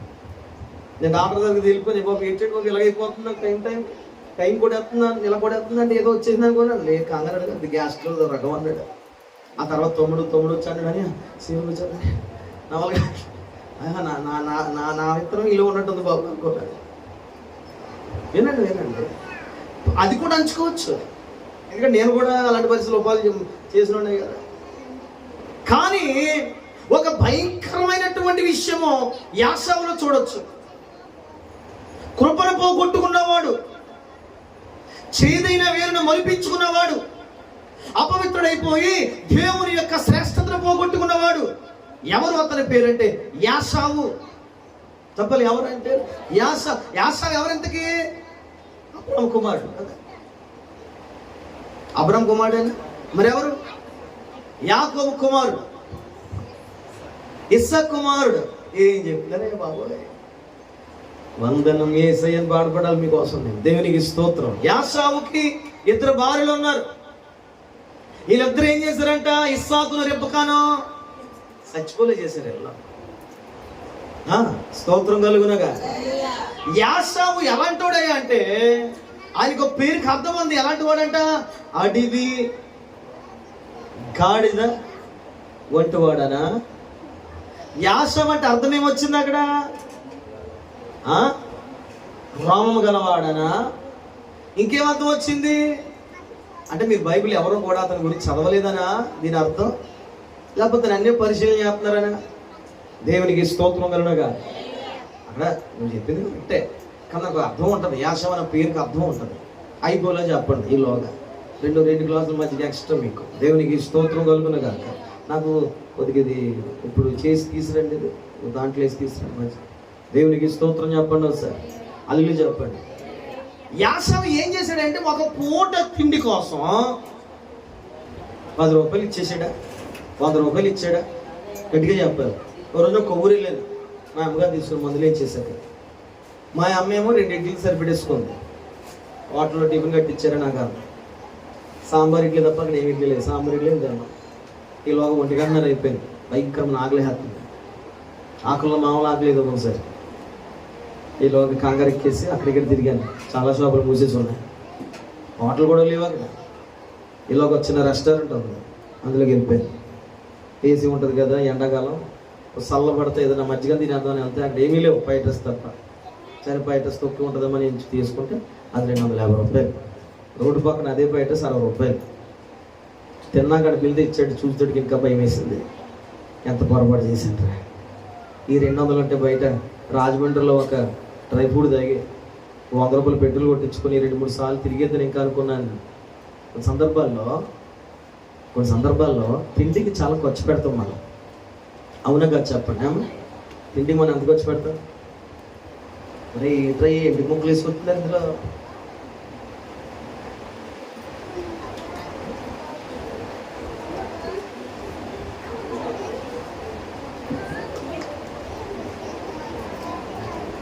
దేవునికి స్తోత్రం. హల్లెలూయా. ద్వారపుడు మేము ప్రార్థనకి వెళ్ళేటప్పుడు ఏం కూర వండుతున్నామమ్మా?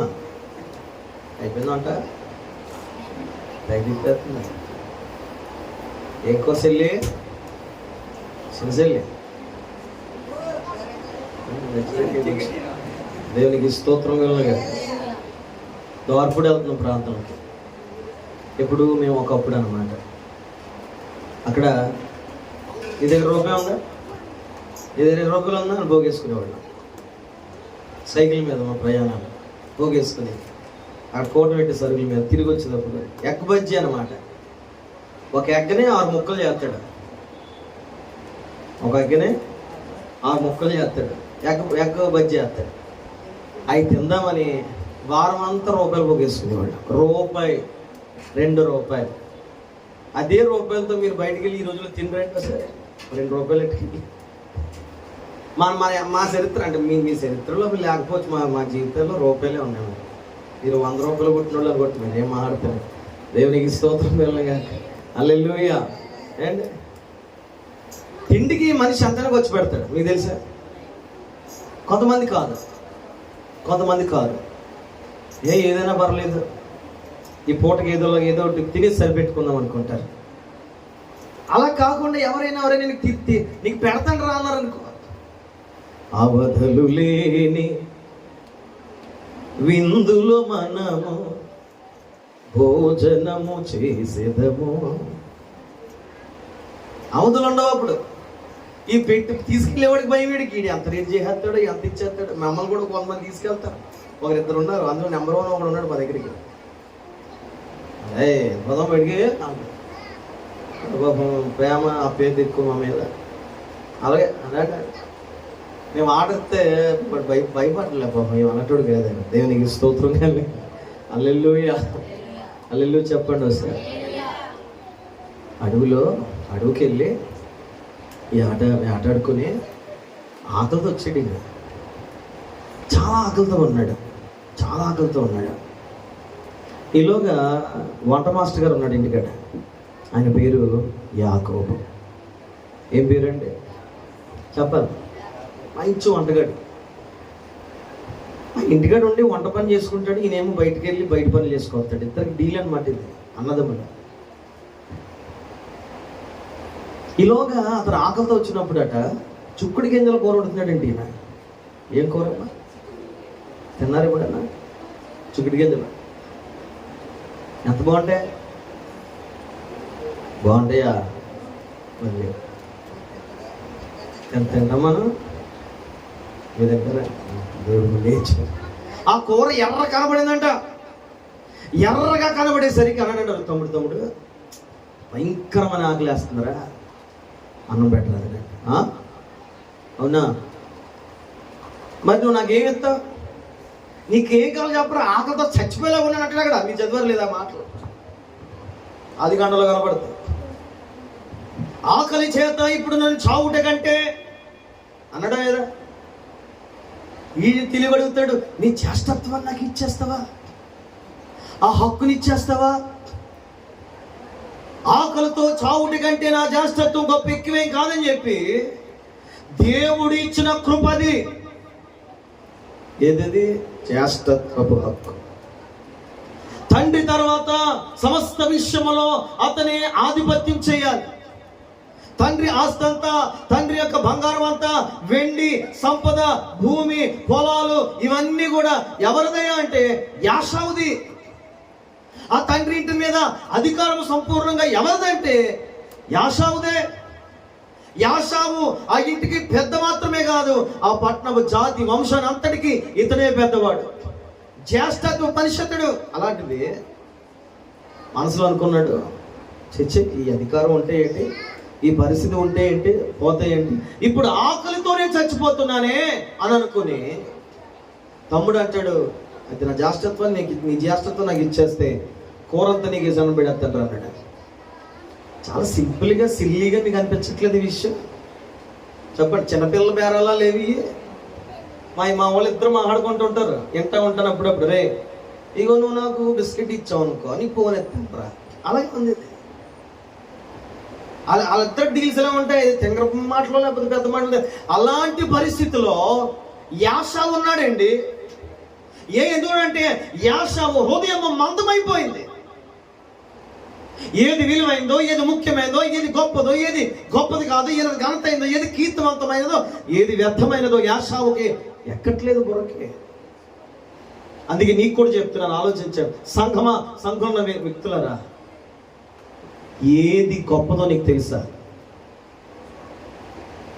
ఏది విలువైందో నీకు తెలుసా? ఏది అద్భుతమైనదో నీకు తెలుసా? ఏది అవసరమైనదో తెలుసా?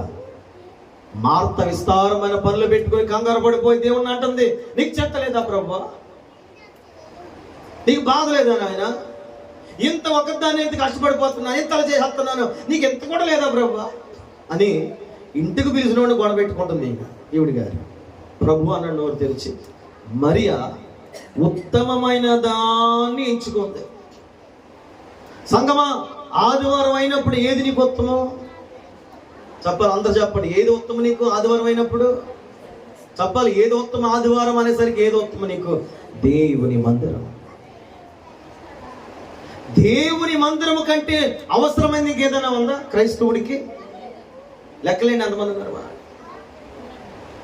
లెక్కలేండి. మన హృదయాలు ఆదివారమే మందిరంకి వెళ్ళలేదంటే, అమ్మ నీకు గుడ్ న్యూస్, నీ హృదయం మందముతో ఉంది, మందమతులుగా ఉన్నాం మనం. కొంతమంది కారణాలు చెప్తారు, బాగోలేదయ్యా. నిజం చెప్పండి, లేవలేనంత స్థితిలో ఉంటే ఎవరు నేనేమన్నా, అది పొరపాటు. నేను వచ్చి మీకు ప్రార్థన చేయాలి ఖచ్చితంగా. అలాంటి పరిస్థితుల్లో ఉన్నారా మీరు? నిజం చెప్పండి. కొంతమంది ఏదేదో ఎదుర్కొంటారని కారణాలు సంఘం అనేయడానికి, ఏదేదో చెప్తారండి చేతగాని మాటలు. వీళ్ళెవరో తెలుసా? హృదయాలు మంథముతో ఉన్నాయి వీళ్ళకి. దేవుని మందిరికి రాలేరు, దేవుని ఆరాధించలేరు, దేవునికి భక్తి చేయలేరు, దేవుని నిలిచి ఉండలేరు, దేవునికి ప్రార్థన చేయలేరు, దేవుడికి మహిమకరంగా వారు బ్రతకలేరు. ఎవరంటే మందమతులైపోయారు వీళ్ళు. ఇలా అంటే బాధపడతారు మరలా. ప్రియ సోదరులారా, నేను ఒక ప్రశ్న వేస్తున్నాను. ఆ రోజు యాషావు తిండినే చూచాడు కానీ దేవుని కృపను జ్ఞాపకం చేసుకున్నాడా? ఈరోజు మనము ఏదేదో చూస్తున్నాము కానీ దేవుడి సన్నిధిలో ఉండే ఆశీర్వాదం చూడగలుగుతున్నామా? ఈరోజు ఏదేదో కనిపెడుతున్నాము కానీ దేవుడిచ్చే శ్రేష్టమైన ఫలాలు ఇక్కడ మనం పొందుకుంటామనే విషయం మనకు అర్థమవుతుందా? ఒక కుర్రోడు లేచి కాలేజీకి వెళ్ళాలనుకో, ఎన్ని గంటలు లేస్తాడు చెప్పండి, గట్టిగా చెప్పండి నాకు. ఎన్ని గంటలు లేస్తారా మీరా అంటే, కాలేజీ 9 గంటల కంటే మేము 11 గంటలకు వెళ్తామని చెప్పండి ఎవరైనా సరే. మీరు ఒక ఉద్యోగం చేసే వ్యక్తిని అడుగుతున్నాను, ఒక వ్యాపారం చేసుకునే వ్యక్తిని అడుగుతున్నాను, తల్లిని మిమ్మల్ని అడుగుతున్నాను, డాక్టర్ మీటింగ్ పిలిపి వచ్చింది, ఎన్ని గంటలకు వెళ్ళాలి? మేము టైంకి రావట్లేదు అంటలేదు, సిద్ధపాటు లేదంటున్నాం. త్వరగా ఇటుగా వచ్చినంత మాత్రాన మీ మీద నేరం అని ఏం కాదు. కాకపోతే విలువలు దేనికి ఇస్తున్నాం? ఎగ్జామ్ ఎన్ని గంటలకు వెళ్ళారు మీరు మొన్న? ఏం బాబు 9 గంటలకి. నా దగ్గరికి ఎన్ని గంటలకు వచ్చారు? ప్రార్థన చేయించుకోవడానికి ఎన్ని గంటలకు వచ్చారు? మరి మందిరంగా ఇప్పుడు 7 గంటలకు వచ్చారు. అంటే ఎందుకు చెప్తానంటే, నీకు తెలియకుండా అది పెద్దదొచ్చేంత పక్కన పెడితే మందమత్తులు అయిపోయాం. మనం మందగోళం అయిపోయాం. మన హృదయాలు మందం పట్టేసాయి. ఏంటి మందం అంటే? అచ్చమైన స్వచ్ఛమైన తెలుగు వాడుక భాషలో ఒక మాట అంటారు, ఏంటంటే కొవ్వు పట్టేసింది అంటారు. ఏమా కొవ్వెక్కేసి కొట్టుకుంటున్నారా అంటారు కదా. అంటే దాన్ని ఒక మంచి పదజాలాలతో మార్చాలంటే తిట్లు లేకుండా అనాలంటే మంద పెట్టేసి ఉన్నారు అని అర్థం. అది మన వాళ్ళంతా స్వచ్ఛమైన గ్రాంధిక భాష మాట్లాడారు కాబట్టి చక్కగా ఒకే ఒక మాట కొవ్వు పెట్టేసింది అంటారు. కొవ్వైనా కరిగిపోద్దేమో. నిజం. ఒకడెవడో 2 కుర్చీలు వేసుకుని కింద నిప్పు పెట్టుకుని పొట్టెలా ఆడుతున్నాడు, ఇదంతా కొవ్వు అన్నారని కవ్వు పెడుతుందని అంటే. ఇంకొకటేమో ప్యాన్ తడుకుని గ్యాస్ పొయ్యి మీద కూర్చున్నాడు, వీడియో తమ్ముడు పంపించాడు. ఆడు ప్లీజ్ లేక్ కొట్టడు ఇది పిచ్చిన కొడుకులు అర్థం లేదు రీల్స్లో. ఏం చేస్తారా? ఇంకొకడేమో ఇంత మిరగాయలు ఎట్టుకుని కారం పక్కన ఎట్టుకుని ప్లీజ్ లైక్ చేయండి షేర్ చేయండి అని ఏడితే మిరగాయలు తినేస్తున్నాడు. ఎందుకు వచ్చిన కారం నీకు అది? ఎందుకు వచ్చిన దరిద్రరా నీకు అది? దరిద్ర కొట్టాడా? ఒరే నీకు బాబు ఏం చెప్పాలి? నీ బుర్రా మందం పెట్టేసిందిరా. ఒరే నీవు మొదటి మనిషివురా, నీ ఇంట్లో పెద్దోడురా. అబ్రాహాం తర్వాత ఇస్సాకు తర్వాత యాషావు, నీవేరా గొప్పోడివి అంటే ఎవడు కావాలి? గొప్ప ఆకలి హత్తుంది, చిక్కడికి ఊరెట్టాడు చాలు. అరే సంఘంలో దేవుడు నేను వాడుకుంటాడురా, సంఘంలో బలపరుస్తాడమ్మా, సంఘం ఇలా ఉందమ్మా, దేవుడు ఇలా మాట్లాడుతున్నాడమ్మా, నీ జీవితం ఇలా కాదటమ్మా, నీ బ్రతికి ఇలా కాదయ్యా అని దేవుడు మాట్లాడితే ఎవరికి కావాలి? ఇవన్నీ నువ్వు మాట్లాడుకోనా బతుకున్నా అదే. దీన్నే మందమతులు అంటారు. పౌలు గారి బాధ ఏంటి? అయ్యో మీలో ఎవడైనా దేవుని కృపను పోగొట్టుకుంటారేమో, మీలో ఎవడైనా చేదైనటువంటి వేరును అభ్యసించి మీరు అపవిత్రులైపోయి దేవునికి అవిధేయపోతారేమో నేను బాధపడుతున్నాను. అందుకే ఒక సాక్షాత్మగా ఒక దుష్ట పరిస్థితిలో కార్యం జరిగింది. యాషావు ఏం చేశాడంటే జ్యేష్ఠత్వాన్ని పక్కకు పెట్టి ఒక తిండి కోసం, ఒక పూట తిండి కోసం ఒరే బాబు గొప్ప శ్రేష్టమైన జీవితాన్ని పోగొట్టుకున్నాడు. ఇప్పుడు మనం ఏం చేద్దాం? బైబిల్లో ప్రభు మాట్లాడుతున్న మాట, మీ హృదయములో ఒకవేళ తిండి వలనను అన్నాడా లేదా? అలాంటి వాళ్ళు ఉన్నారని స్తోత్రం కలుగునగాక. అలా చెప్పండి. గుంటూరు వెళ్ళమ్మా, గుంటూరు వెళ్ళి నాకన్నా సిగ్గు ఉండాలి, లేకపోతే ఇప్పించోడు కానీ సిగ్గు ఉండాలి. అదే మమ్మల్ని అంటున్నామంటారే. మళ్ళీ పొద్దున్నే శుభ్రంగా బిర్యానీ తినేసాం, వాళ్ళు ఇంటాడు బిర్యానీ, కాసేపు అటు తిరిగేస్తాం. మళ్ళీ ఏం చేయాలా? అయ్యో ఎండలో తిరిగాం, అసలు గుంటూరు అది కింద ఎండ పైన ఎండ ఏదైనా ఎండ అని చెప్పి సిగ్గు లేకుండా నాకు ఏం చేయాలంటే మరలా కాలినడకతో 1.5 కిలోమీటర్ నడుచుకుంటా ఓ హోటల్కి వెళ్ళాం. మంచి వాసన, సువాసన. మోటు కూడా ఉంటాడు కాటన్స్, ఆడికి ఎక్కడన్నా సమోసా వాసన వచ్చిందంటే ఎగిరిపోతాడు. అలాగే వెళ్ళిపోతే అక్కడ లైన్లు ఒక్కడి ఖాళీ లేదు. అక్కడ ఇలాగ పాపం కూర్చుని పోతున్నాం, ఎదురు చూస్తున్నాం. ఒక కుర్రోడు పంపించాం, కాలేదు. వచ్చినట్టే దేవుడు అప్పటికే ఒక వార్నింగ్ ఇచ్చాడు. ఎందుకు వచ్చిందిలే, టిఫిన్ చేసేసి ప్రయత్నాల్లో ఫలం లేదని చెప్పి ఉత్తెరుగు నేను జ్ఞానం తెచ్చుకొని ఏదో మాలు తినేయాలి కదా. అబ్బే ఇంకో హోటల్ కనపడింది, ఇప్పుడు రారంగా వెళ్ళిపోయాం. అక్కడ డబుల్ జాయింట్ చేసేసుకుని అదేదో కట్ట ఇచ్చాడు. ఆ కట్టలనేమో ఊరగాయ ఏంటది, దాన్ని ఏమంటారు? ఊరగాయ మీద కారం ఉంటుంది కదా, ఆ కారం కట్టలు వేసాడండి. చూడ్డానికి ఎర్రగా, యాసవకి ఎలా కనపడింది? ఎర్రగా. నాకు కూడా ఎర్రగా కనపడింది. ఒకటి వేసుకున్నాను మొత్తం మీద ఏదో 4 సప్ అని అనిపించింది. మళ్ళీ వేసుకున్నాను అంతే. ఇంటికి వచ్చినప్పటికీ 4 ట్యాబ్లెట్లు పూటకి వేసుకోవాల్సి వచ్చింది. అంటే నా ప్రియ సహోదరులారా ఆలకించండి, తిండి కూడా మన జీవితంలో చాలా అడ్డుపడుతూ ఉంటుంది. రోజు ఉపవాసం చేద్దాం తీర్మానం చేసుకుని రాజమండ్రి ప్రార్థనకి వెళ్ళిపోయాను. నేను 40 దినాల ఉపవాసం నాకు ఆ రోజు చాలా సంవత్సరాలు అయింది. వెళ్ళిపోయిన పక్క నుంచి పందుల పక్క వాసన వచ్చేది. ఆయన నిష్ఠతో కూర్చున్నాడు.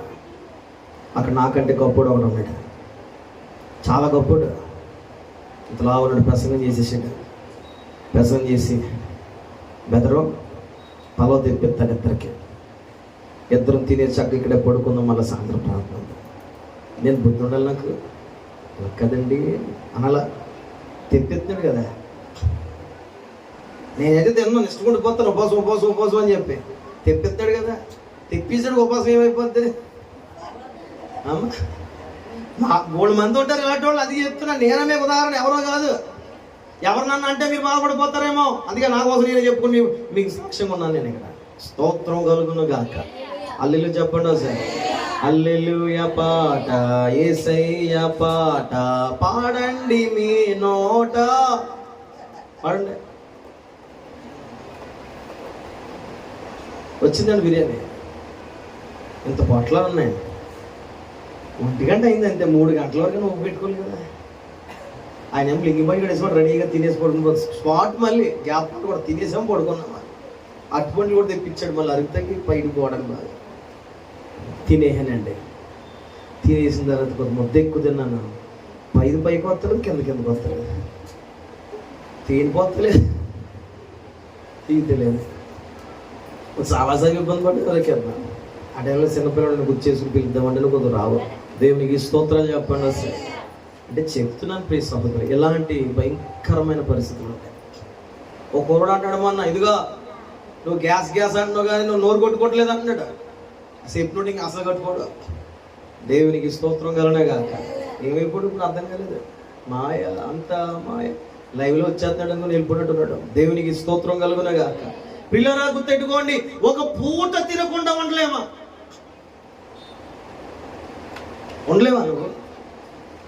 మా పెద్దోడు అన్నాడు, మరి ఆడు వీడు కలిపి మొత్తం ఉపవాసాలు పెట్టుకున్నాడు వీళ్ళిద్దరూనే. ఈరోజు ఉపవాసం చేస్తున్నాడు. అదేరా బాబు, ఎంత బుద్ధి వచ్చేసింది నీకు, ఎంత బుద్ధి వచ్చేసింది ఎట్రా. ఆ శ్రద్ధ చెయ్యి. అక్కడ నువ్వు చేసేవాడు అక్షయ్ కుమార్ ఉపవాసం చేసినప్పుడు అన్న ఒక పూట. God bless you. ఎవరి కోసం చేస్తున్నావు ఎరా బాబు? జాగ్రత్త బాబు, అలాంటి ఉపవాసాలు చేయకండి. దేవునికి స్తోత్రం. హల్లెలూయా. ఒక పూట తిండి కోసం ఏం చేశాడయ్యా అంటే, కోరేసి తీసుకొచ్చేస్తూ అన్నాడు. అయిపోయింది. అతడు అలా చేసిన కారణం చేత జ్యేష్ఠత్వపు హక్కు ఇక పెద్దవాడి మీదకి ఎప్పుడూ వెళ్ళలేదు. ఆ తర్వాత స్టోరీస్ అంతా మీరు చూస్తే యోగ్యుడిగా కనబడిన వాడి మీదకే దేవుడు జ్యేష్ఠత్వాన్ని ఇవ్వడం బైబిల్లో చాలా రూఢిగా చూడగలుగుతాం. ఇప్పుడు చదవండి. ఒక్క పూట కోటి కోసం ఆ మాట చదవండి. తన జ్యేష్ఠత్వపు హక్కును ఏం చేశాడట? అమ్మేశాడు. పిల్లరా, ఒక పూట కోసం నువ్వేమేమి అమ్మేసుకుంటున్నావు? చాలా మంది విలువలు అమ్మేస్తారు, క్రమాన్ని అమ్మేస్తారు, పద్ధతిని అమ్మేస్తారు. కొన్ని పనికిమాలిన విషయాల కోసం, పనికి రాని క్రియల కోసం ఇదిగో విలువైన దానిని అమ్మేసుకునే వాళ్ళు ఉన్నారు భూమి మీద. ఎంతపు నీచపు స్థితిలో దిగజారిపోతారో తెలుసా?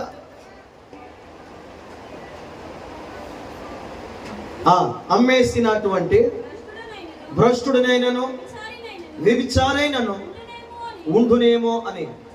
వీడు ఎలా చూడట? మొదటి మాట ఏమన్నాడు? భ్రష్టుడు. రెండో మాట ఏమన్నాడు? వ్యభిచారం. ఏంటది ఇలా ఏంటది? ఒక పూట తిండి కట్టుకోలేక తిండి తినేసినోడు ఎలా చూడట?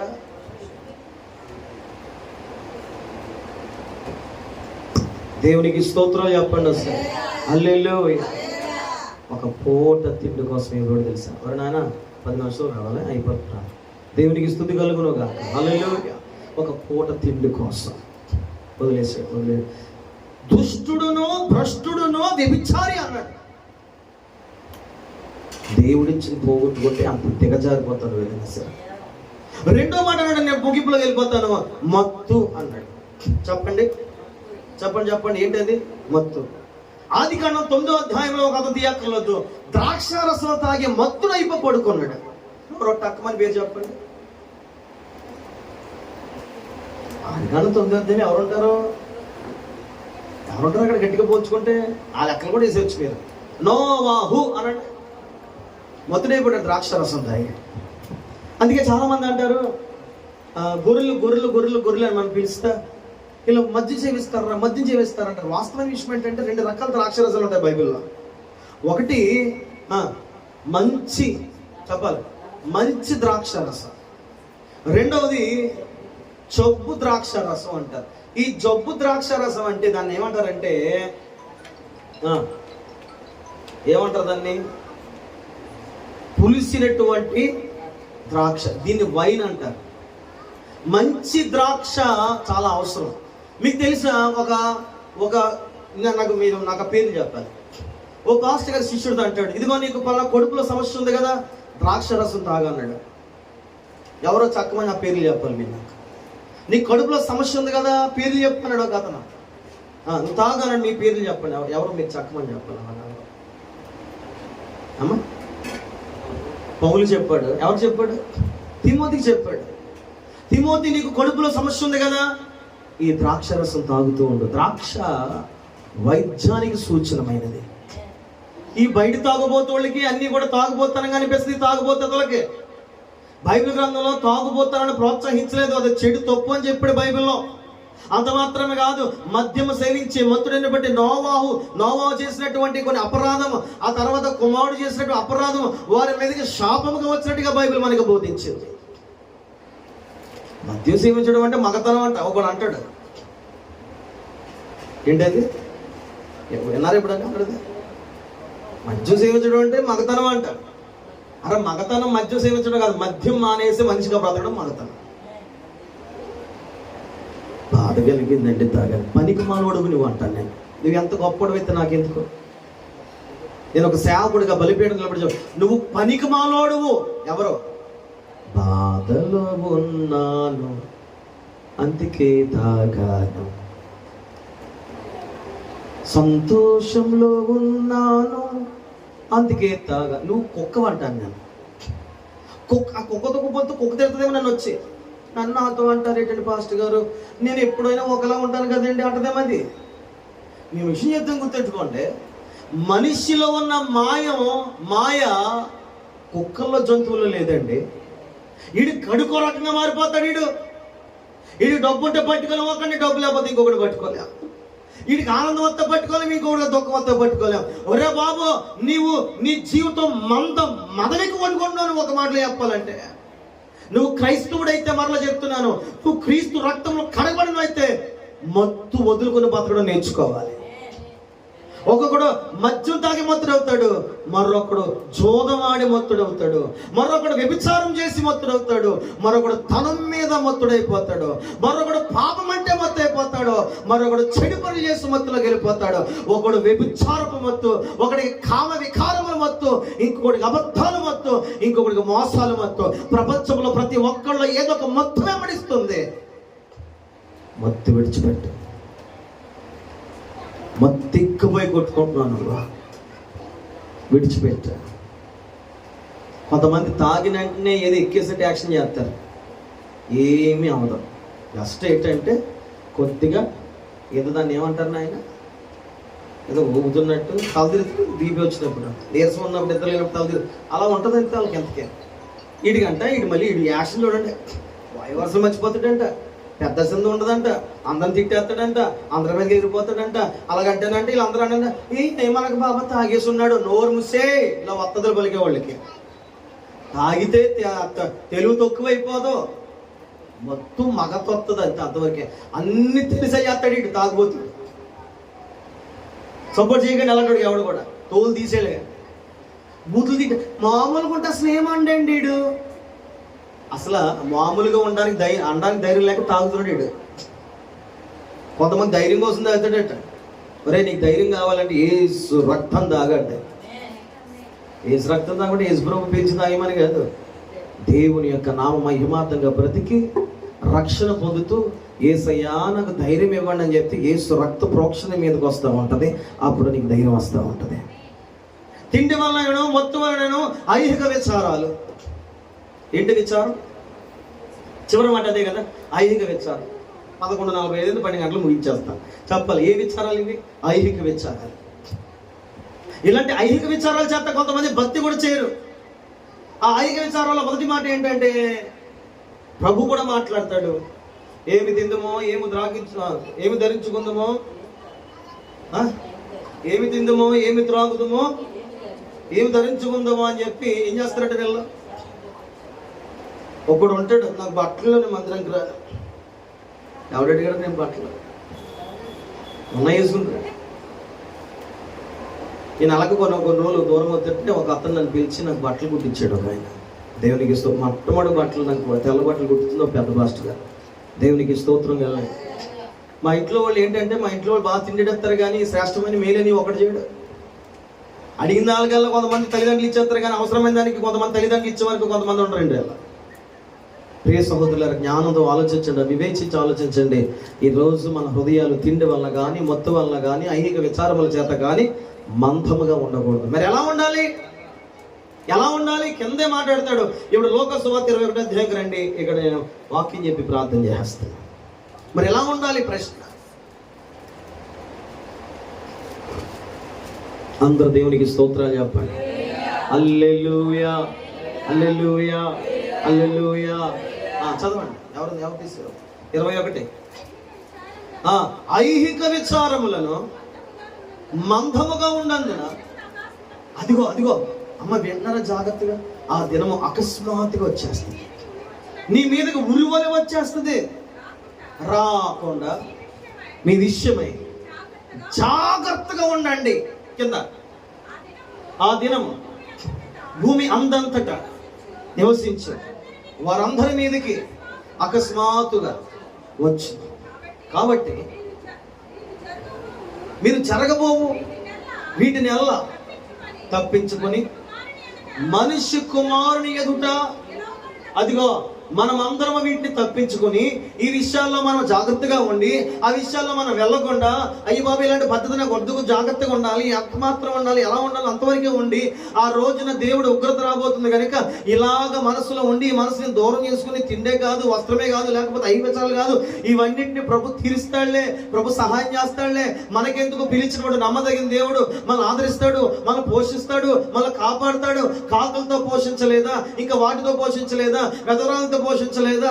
ఏమీ లేకపోతే దేవుడు ఏదో విధంగా నడిపిస్తాడులే అని చెప్పి దేవుని మీద మనసు పెట్టుకుని మనం దేని మీద మనసు కలిగి ఉండాలంటే దేవుని మీద మనసు కలిగి ఆయన ఎదుట నిలబడడానికి మనం సిద్ధపరచుకుంటూ ఉండాలి. ఇది దేవుని వాక్య సారాంశం. మీరు ఇక్కడ కష్టపడుతున్నారు, జీతం వస్తుంది. నాలాంటోడికి ఏముంది జీతం? ఊరుకో 10 మంది చేతులు వచ్చేస్తాను, 10 మంది చేతులు ఎత్తాడు బాబు. ఎవరైనా సరే 10 మందిని నిర్మించిన వాడు నన్ను పోషిస్తున్నాడు. నీకంటే ఎక్కువ అప్పులు నాకు. నా అప్పులు చెప్పనా? ప్రార్థనకి రండి రాసిస్తాను. నాకు 2 లక్షల అప్పులు చెప్పనా? ప్రార్థనకి రండి రాసిస్తాను. 2 లక్షలు తీర్తానంటే అడగండి. దేవునికి స్తోత్రం కలిగా. నీకునే ఉన్నాయి, నాకు బదులు ఉన్నాయి. సీత బదులు సీతకి ఆ పేరు తీయకూడదేమో. దేవునికి స్తోత్రం కలిగా. పిల్లలు గుర్తెట్టుకోండి. ఆ దినాన్ని నువ్వు ఎలా ఉండాలంటే ఆయన ఎదుట నిలబడాలి. ఎవరి ఎదుట? గట్టిగా చెప్ప. ఎవరి ఎదుట నిలబడాలి? నా యేసు ఎదుట నిలబడాలి. ఈ 3 పట్టుకుంటే నువ్వు నిలబడలేవు. ఏంటయ్యి? తిండి, మొత్తు, ఐహిక విచారం నిన్ను నిలబెట్టవయ్యి. మాట్లాడితే పడగొడితే, నేను దిగజారేస్తే, దేవునికి దూరం చేస్తా ఉంటాయి. కనుకనే బైబిల్ చెప్తుంది, వీటి నుండి మీ హృదయం తప్పించుకోండి. వీటి మీద ఎక్కువ ఆశ పెట్టుకోవద్దు, వీటి మీద ఎక్కువ ఆలోచన చేయొద్దు. సమస్తము చూచే దేవుడు ఉన్నాడు. ఆయన మీద ఆధార పెట్టుకోండి. ఆయన మీద ఆధార పెట్టుకుని ఆయన ముందు మీరు నిలబడగలిగిన స్థాయికి రావాలి. ఆయన ముందు మీరు నిలబడి తర్వాత ఏమన్నాడు? శక్తి గలవారమగునట్లు ఎల్లప్పుడూ ప్రార్థన చేయొచ్చు, మెలకుగా ఉండండి. ఇది దేవుడు ఇచ్చిన ఆజ్ఞ. అయిపోయింది నా ప్రసంగం. ఎంత కష్టమైన పని చెప్పాడు దేవుడు మనకి. 3 విడిచిపెట్టమన్నాడు, 3 కావాలన్నాడు. టక్ చెప్పాడు ఆ మాటలో. తిండి వద్దు, తిండి మీద ఎక్కువ ధ్యానం వద్దు, మత్తు మీద ధ్యానం వద్దు, ఐహిక విచారాల మీద మందమత్తులుగా మీరు ఉండొద్దు. ఇది పక్కకి ఎట్టండి. దేవుడికి ఏ పూట కావాల్సిన పూటకి ఇస్తాడు. బైబిల్లో ఒక సాక్షి చక్కని మాట అంటాడు, ప్రభువా కావలసింది ఏ పూటకు కావాల్సింది ఆ పూటకు దయచేయి ప్రభువా. నేను మరలా చెప్తున్నాను ప్రియులారా, ఆయన చేస్తాడు, ఆయన సహాయం చేస్తాడండి. కానీ నువ్వు విచారించొద్దు. అది నేను దేవుని దృష్టిలోంచి అది మందమతులుగా చేస్తుంది నీకు తెలియకుండా. విచారించొద్దు, టెన్షన్ పెట్టుకోవద్దు. ప్రభువు నీకు సహాయం చేస్తాడు. నీ మనసు ఆయన మీద ఉంచు. నీతో దేవుడు మాట్లాడుతున్నాడు, నేను నీకు సహాయం చేస్తాను. నేను పోషిస్తాను, నేను ఆదరిస్తాను, నేను కాపాడుతాను. కానీ నువ్వు నా దగ్గర నిలబడు చాలు. నువ్వు నా బలిపీఠం దగ్గరకు వచ్చి నిలబడు, నా బలిపీఠం దగ్గరకు వచ్చి నువ్వు మొక్కలే, నేను జరిగిస్తాను కార్యం. దేవునికి స్తోత్రం. కేరళలో ఒక తల్లి కొడుకు క్యాన్సర్ జబ్బు వస్తే తిరగలేని హాస్పిటల్ అన్నా తిరిగి విసుగు చెంది డాక్టర్ చెప్పాడట, పలానా అమెరికా దేశంలో ఒక డాక్టర్ ఉంటాడు, అక్కడికి వెళ్తేనే కానీ ఎలాగా మీ బిడ్డ బాగుపడి, లేకపోతే అంతే అని చెప్తే వెళ్ళే మార్గాల బిడ్డకు తెలియక, పరిస్థితులు తెలియక ఒకటే తెలుసు, దేవుడి దగ్గర నిలబడి కొన్ని సంవత్సరాల నుంచి ప్రార్థన చేస్తుంటా, పిల్లల్ని చచ్చిపోయేలాగా ఎంతో కొంత చేసుకుంటా, బాగు చేసుకుంటా, తిండి పెట్టుకుంటా, చిన్న చంటి పిల్లలు కాపాడుకుంటూ వచ్చింది. నిజం జరిగింది. ఇది విజయవాడలో ఒక పాస్టర్ గారు సాక్ష్యం చెప్పాడు. ఒక అతను తమిళనాడు రాజధానికి ఆంధ్రప్రదేశ్ వచ్చాడు అమెరికా దేశం నుంచి. ఒక గిఫ్ట్ ఇవ్వడానికి పిలిచారు అతన్ని, పలానా ఏదో సర్టిఫికెట్ లేదా కనపరచడానికి అతను పిలిచారు. అతను వెళ్తా ఆ ప్రాంతం నుంచి ఆ తమిళనాడు ప్రాంతము నాకు సరిగ్గా అడేయట్లేదు, కానీ ఆ ప్రాంతానికి వెళ్తా ఒకసారిగా ఈ గృహం ఎదురుగా ఉన్నటువంటి కొంత దూరంలో భయంకరమైన వర్షం వచ్చి కారు ఆగిపోయింది. కారు ఆగిపోతే డ్రైవర్ అంటాడంట, అయ్యా చీకటి అయిపోయింది, ఇప్పటికే చాలా వర్షం వచ్చేసింది, ఇక మన ముందుకెళ్తే మంచిది కాదు, ఎదురు కూడా వాగులు ఉంటాయి, చాలా ఇబ్బంది పడిపోవాలి, వద్దయ్యా అని మీరు ఇక్కడ ఉండని చెప్పి ఆ ఇంటి దగ్గరికి వెళ్ళిన ఎవరన్నా ఈ రాత్రికి బస్ చేయడానికి అడిగి వస్తారంటే వెళ్ళాడు, అడిగాడు. దానికే ఉందయ్యా రండి అని చెప్పి తెల్ల ఆహ్వానించింది. ఈయన అమెరికా దేశంలో పెద్ద డాక్టర్ గారు. ఆయన వెళ్ళాడు, ఇంటికి వెళ్ళాడు. ఆమె చక్కగా రిసీవ్ చేసుకుని, అయ్యా మీకేం కావాలో చెప్పండి, ఏం కావాలో చెప్పండి, ఇచ్చిందే చేసింది. మరలా వచ్చింది, అయ్యా మీకేం కావాలో చెప్పండి, పర్లేదమ్మా నాకు చాలు, అయ్యా ఏదైనా కావాలి ఇప్పుడే చెప్పండి, నేను పలానా టైం నుంచి నేను మీకు మరలా దొరకను, తర్వాత మరలా వస్తానంటే సరే పంపించాడు. ఈలోగా ఇది ఏదో అవసరం వచ్చింది, ఆమెను పిలుస్తున్నాడు, ఎక్కడ వినబడట్లేదు.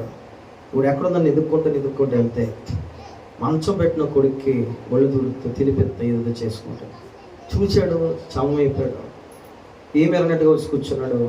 అమ్మా ఎవరు అక్కడ నువ్వు ఎందుకు చేస్తున్నావు? అయ్యా ఇది పలానా కొడుకయ్యా, ఇలాంటి పరిస్థితి నాది. మరి హాస్పిటల్ తీసుకెళ్ళిపోయావా అన్నాడు. లేదయ్యా ఇక్కడ అంతా తిప్పేసాను, ఇండియా అంతా తిప్పేసాను, ఎక్కడ లేదు. ఈ వైద్యం తెలిసిన వాడు ఒకడు ఉన్నాడంట, పలానా పేరు, అమెరికా దేశంలో ఉంటాడంట.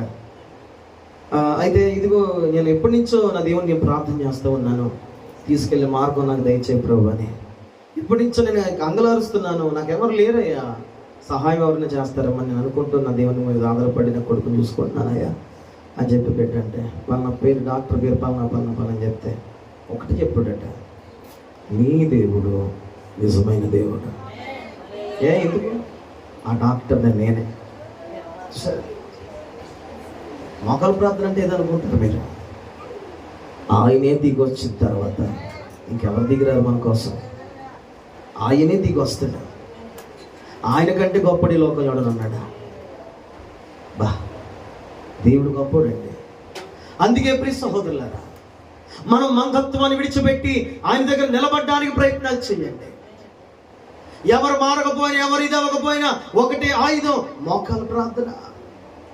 భవిష్యత్తు బాగోకపోయినా, స్థితిగతులు బాగోకపోయినా, లేవలేకపోయినా, చేయలేకపోయినా, చేతకందనం వచ్చేసిన ఒకటే ఆయుధం, మోకాలు ప్రార్థన. ఆయన దగ్గర నిలబడాలి. ఎవరి దగ్గరికి వెళ్ళి ఎవరు సహాయం అడగొద్దు. మరలా చెప్తున్నాను, మనుషుల సహాయం ఎప్పుడు అడగొద్దు. నా దేవుని సహాయం అడగండి, ఆయన తప్పుగా సహాయం చేస్తాడు. ఆయన నమ్మదగిన దేవుడు. ఆయన ఎదుట నువ్వు నిలబడి శక్తి గల వారగునట్లుగా, ఎవరో శక్తిని ఆశ్రయిస్తున్నావు, నిన్నే శక్తిమంతుడిగా దేవుడు చేస్తాడు. వాళ్ళకి ధనం ఉంది, వాళ్ళతో సహవాసం చేద్దాం. వీళ్ళకి పేరు ఉంది, వీళ్ళతో తిరుగుదాం. వీళ్ళ దగ్గర అది ఉంది, వీళ్ళ దగ్గర అది ఉంది. ఇంకొక చిన్న మాట చెప్పనా, ఈ రోజుల్లో క్రైస్తవ విశ్వాసులు కూడా డబ్బున్న పాస్టర్ల వెనకాల తిరుగుతున్నారు. హైదరాబాదులో కొన్ని చిన్న సంఘాలన్నీ ఖాళీ అయిపోయాయంట. కారణం ఏంటంటే పెద్ద సంఘం దగ్గరికి వెళ్ళిపోతున్నారు వీళ్ళు. విజయవాడలో కూడా చిన్న సంఘాలు చాలా మట్టుకు ఖాళీ అయిపోతున్నాయి. ఎందుకంటే డబ్బున్న పాస్టర్ల దగ్గరికి వెళ్ళిపోతున్నారు. రాజమండ్రిలో కూడా పెద్ద పెద్ద సంఘాల దగ్గరికి చిన్న చిన్న సంఘస్థులందరూ పారిపోతారు. ఎందుకంటే డబ్బున్న పాస్టర్ దగ్గరికి వెళ్ళిపోతున్నారు చాలా మంది. ఎందుకంటే రేపు పొద్దున ఆయన మాకు పెడతాడు. ఎవరు పెడతారు నీకు? పాస్టర్ పెడతాడా? నేను చెప్తాను, పాస్టర్ పెట్టడు. పెట్టినా కొంచెమే, అది నీకు అటు ఇటుగా ఉంటుంది. పెట్టేది దేవుడి ద్వారా పెట్టించుకోవాలి ఆశీర్వాదాలు. చాలా మంది సహవాసం ఇలాగే చేస్తారండి. ఇలా అంటే చాలా మంది కోపాలు వచ్చేస్తే. ఏలియాకు వెధవరాలు పెట్టిందా? వెధవరాలకి ఏలియా పెట్టాడా? నిజం చెప్పండి అన్నమాట, బైబిల్లో ఉందా లేదా? పాస్టర్ గారు వెళ్ళి పాస్టర్ గారి ద్వారా రావాల్సింది డబ్బు కాదు నీకు. నువ్వు డబ్బు కోసం పరిగెడుతున్నావు అంటే డబ్బు ఇచ్చే పాస్టర్ ఆత్మీయ శక్తి లేనోడు. మీరు ఎంత గొప్ప సేవకులు చూడొచ్చు, కానీ నేను బలిపేట నిలబడి మాట చెప్తున్నా. ఏలియా వెళ్ళి చేసింది డబ్బు సహాయం కాదు, బ్లెస్ చేసాడు. ఇంటికి సేవకుడు వచ్చిన తర్వాత ఆశీర్వదించాలి. డబ్బు ఇచ్చి వెళ్ళిపోవడం ఎందుకమ్మా? అది ఎందుకమ్మా? రేపు పొద్దున అంటాడు నేను ఇచ్చాను డబ్బులు, నువ్వు మానేసావు అనుకో, నీకు అంత ఇచ్చాను ఇంత ఇచ్చాను అంత ఇచ్చాను అంటాడు. అసలు నీకు ఇవ్వడానికి కారణమే నేను రాబెట్టుకోవడానికి. ఒక అతను నన్ను అన్నాడు, సేవ చేయాలంటే మాటలు కాదు, ఇలా చేయి అలా చేయి అలా చేయి ఇలా చేయాలన్నాడు. నాకు చేతనైతే నేను చేస్తానయ్యా, చేతను కాకపోతే ఇంకెలా చేస్తాను? అలాగైతే నువ్వు సంఘం కట్టలేమన్నాడు. కట్టేది దేవుడు కదండి, దేవుడే కదండి, అవునగా చెప్పండి, దేవుడే కదా. పేద దూరాల ఇంటికి వెళ్ళట్టుండండి ఆయన. వెళ్ళి నీకున్నది నాకు ఇయ్యి అన్నాడు. నేను ఇస్తాను అనలేదు, నీకు పెడతాను అనలేదు, నీకు చేస్తాను అనలేదు, లేకపోతే నాకు డబ్బు ఉంది అనలేదు. ఎలీషా దగ్గరికి వెళ్ళిందో కావడి భక్తి గల భర్త చచ్చిపోయాను వెళ్ళి ఏమన్నాడు? ఎలీషా ఏమన్నాడు చెప్పండి? నా వలన నీకేం కావాలి? ఏమడిగాడు? నా వలన నీకేం కావాలి? డబ్బు ఇచ్చాడా? మాకు ఉత్తరం చెప్పండి. డబ్బు ఇచ్చాడా? బంగారం ఇచ్చాడా? ఏమిచ్చాడు? నీ దగ్గర ఏముందో తీసుకురా అన్నాడు. ఫస్ట్ సేవకుడు విషయం ఏంటంటే, నిజమైన సేవకుడి విధానం ఏంటంటే, నీ దగ్గర ఉన్న దాన్ని ఆ విషయంలో నిన్ను ఆశీర్వదిస్తే నువ్వు దీవించబడతావు. ఆమేన్, ఆమేన్. ప్రేమ తెచ్చాడు 100 రూపాయలు తీసుకో, అది వేరే లక్షణం. కానీ నీవు బుద్ధిపూర్వకంగా పనిచేసావు అనుకో, ఈ టైంకి ఆయన దగ్గరికి వెళ్తే దొరుకుతుంది అని ఎప్పుడు చేయొద్దు. ఒక సేవకుడికి కాదండి, మనుషుల దగ్గర కూడా వెళ్ళొద్దు. నా అనుభవంతో మీకు చెప్తున్నాను, వెళ్ళొద్దు. నేను నోరు తెరిచి కొంతమంది డబ్బులు అడుగుతుండేవాడిని ఒకప్పుడు. అమ్మమ్మ నాకు డబ్బు కావాలి లేదా అనేవారు. వాళ్ళు చాలా అధికులే, ధనవంతులే. మరలా ఒక 5,000 రూపాయలు వాళ్ళు ఇవ్వడానికి సామర్థ్యం కలిగిన వాళ్ళే వాళ్ళు ఎవరు. కొంతమందిని ప్రాధాన్యపడుతున్నాను, ఒక 1000 రూపాయలు ఎవరో ఒకసారి చాలా బాధపడుతుండేవాడిని నేను. వాళ్ళ మీద కాదు, నన్ను పిలిచావు కదా, నాకు ఎందుకు ఇలాంటి రోజు ఇచ్చావని బాధపడి. నేను ఎప్పుడు మనుషుల చేత ఏ విషయంలో తిరస్కరించబడినా నాకు ఒకటే ఆయుధం ఏంటంటే, మోకాలు వేసి ప్రార్థన చేయడం. వాళ్ళ పాడు చేయమని కాదు, నువ్వే నాకు నేను వాళ్ళని అడగను ప్రభు, నువ్వు నాకు సహాయం చేయి. ఆయన చేస్తాడు. మీకు అదే సూచన చెప్తున్నాను. అమ్మా, నువ్వు మనుషుల దగ్గరికి వెళ్ళి మనుషుల దగ్గరికి విసుగు తెచ్చేసుకున్నావేమో. అయ్యా, నువ్వు మనుషుల దగ్గరికి వెళ్ళి మనుషుల దగ్గర సహాయం కోసం విసుగు తెచ్చేసుకున్నావు, చిరాకు వచ్చేద్దామో నీ జీవితంలో. అయితే మాట చెప్తున్నాను, ఆయన ఎదుట నిలబడు. ఆయన ఎదుట నిలబడగలిగితే ఆయన అపహాస్యము చేసే దేవుడు కాదు. ఆయన ఎదుట నిలబడితే ఆయన ఎగతాళి చేసేవాడు కాదు. ఆయన ఎదుట నిలబడితే నువ్వెందుకు వచ్చావని చాటుకెళ్ళి తిట్టుకునే రకం కాదు. ఆయన హృదయ అభిలాషని ఎదిగిన దేవుడు. ఆయన ఎదుట నువ్వు నిలబడగలిగితే నా కూతురు ఆకలితో వచ్చిందని చూసే దేవుడు. ఆయన ఎదుట నువ్వు నిలబడగలిగితే నా కొడుకు ఆకలిగా వచ్చాడు నా దగ్గరికి చూసేవాడు. ఆయన మనుషుల దగ్గరికి వెళ్తా అంటారు, ఇప్పుడు వచ్చిందా అవసరం రా నీకు? ఇప్పుడు వచ్చిందా? ఒకప్పుడు మర్చిపోయా, మమ్మల్ని కొళ్ళు నెత్తికే కొట్టుకున్నావురా, గద్దెత్తికిపోయాక ఉన్నది పోగొట్టుకున్నాకు గుర్తుకొచ్చామా మీకు అంటారండి కొంతమంది. ఒకప్పుడు గుర్తుకు రాలేదే, ఇప్పుడు గుర్తుకొచ్చేసామా, పోరా అంటారు కొంతమంది. ఎప్పుడు వెళ్ళినా కాదనకుండా ప్రేమించేవాడు ఎవరో తెలుసా? యేసు ఒక్కడే, యేసయ్య ఒక్కడే. ఎప్పుడైనా నువ్వు సరే ఆయన దగ్గరికి వెళ్ళి నిలబడితే నాకు ఇష్టమే రాని ఆహ్వానం పలికే దేవుడు అండి ఆయన. దేవునికి స్తోత్రం కదా, ఎంత గొప్ప దేవుడు అండి. అందుకే 3 విషయాలు చెప్తున్నాను. తిండి, మత్తు, ఐహిక విచారాల చేత మందం తెచ్చుకోవద్దు. ఆయన ఎదుట దేని విషయంలో నిలబడితే ఆయనే సహాయం చేస్తాడు. సింహపు పిల్లలు ఏమి గలవే ఆకలిగా ఉన్నాను, యెహోవాను ఆశ్రయించే వారికి ఏ మేలు కొద్దిగా ఉండదు. దావీదు మాట్లాడాడు, నా చిన్నప్పుడు నేను చూస్తున్నాను ఆయన ఎవరైతే నమ్ముకుంటారో ఆ నమ్ముకున్న వాళ్ళు అడుక్కు తిన్నట్లుగా రోడ్ల మీద దరిద్రులు అయిపోయినట్లుగా నేను చూడాలి. ఇప్పుడు ముసలోళ్ళు అయిపోయాను, ఆ చిన్న బాల్యం నుండి ఇప్పుడు ముసలోళ్ళు చూస్తున్నాను, కానీ యెహోవాను నమ్ముకున్నవాడు పాడైపోయినట్టు నేను చూడలేదు. అందుకే అల్పమైన స్వల్పమైన దానికోసం ఓ ప్రాబ్లెట్ కాదు, నేను ఆయన ఎదుట నిలబడాలి. నేను పిలిచిందందుకు తమ్ముడా చెల్లి, నేను పిలిచిందందుకు, నేను ప్రత్యేకపరిచిందందుకు, నీ మీద అభిషేకం వచ్చిందందుకు, నిన్ను ఏర్పాటు చేసిందందుకు, తల్లి గర్భంలో పెండము గారు రూపి పడక మునిపే నిన్ను ఎందుకుంది అందుకు ఎన్నుకున్నాడు దేవుడు. కానీ అది ఆ ఏర్పాటు మర్చిపోయి, ఆ పిలుపుని మర్చిపోయి అందరిలాగా నువ్వు కూడా తయారైపోయావు. బాధపడ్డా. అందుకే చెప్తాడు, ఒక దినము రాబోతుంది కనుక ఆ దినము నువ్వు తప్పించబడాలని, ఆ దినము నువ్వు తప్పించబడి నా కొరకు నిలవాలని ప్రభు ఆశిస్తూ ఒక మాట చెప్తున్నాడు. నా దగ్గర నిలబడండి, శక్తిమంతులుగా మారుస్తాను, ప్రార్థన వీరులుగా మేము మారుస్తాను. నా కుమారుడు ఆ ప్రార్థన చేస్తే ఆకాశాల్లో ఉన్నటువంటి ఆ నక్షత్రాలని, పెద్ద జ్యోతిని చిన్న జ్యోతిని నేను ఆపేశాను. యెహోషువ దేవుని ఎదుట నిలబడి ప్రార్థించగా ఆపేశాడే, ఏలియా నిలబడి ప్రార్థించగా ఆపేశాడే వర్షాన్ని. భక్తులందరూ ప్రార్థన చేస్తే ఆపినోడు నీ ప్రార్థనకి సమలను, శ్రోధలను, కష్టాలని, కరువుళ్ళు, తెగుళ్ళని దేవుడు ఆపలేడా? సూచిస్తే చెప్పండి, ఆయన ఏదైనా చేయగలిగిన దేవుడు. అమ్మేం చెప్తారు ఒకసారి, అమ్మేం చెప్పండి, ఆయన ఏదైనా చేయగలిగిన దేవుడు. ఆమేన్. గట్టిగా చెప్పాలి. ఏంటది? ఇంకొకసారి చెప్పండి, ఆయన ఏదైనా చేయగలిగిన దేవుడు. ఈ వారం ఇదే మాట పెట్టుకుందాం, మరలా చెప్పండి, గట్టిగా చప్పట్లు కొడుతూ చెప్పండి. ఈ వారం అంతా ఇదే మాట మనం ఏలుబడి చేయాలి. ఆయన ఏదైనా చేయగలిగిన దేవుడు.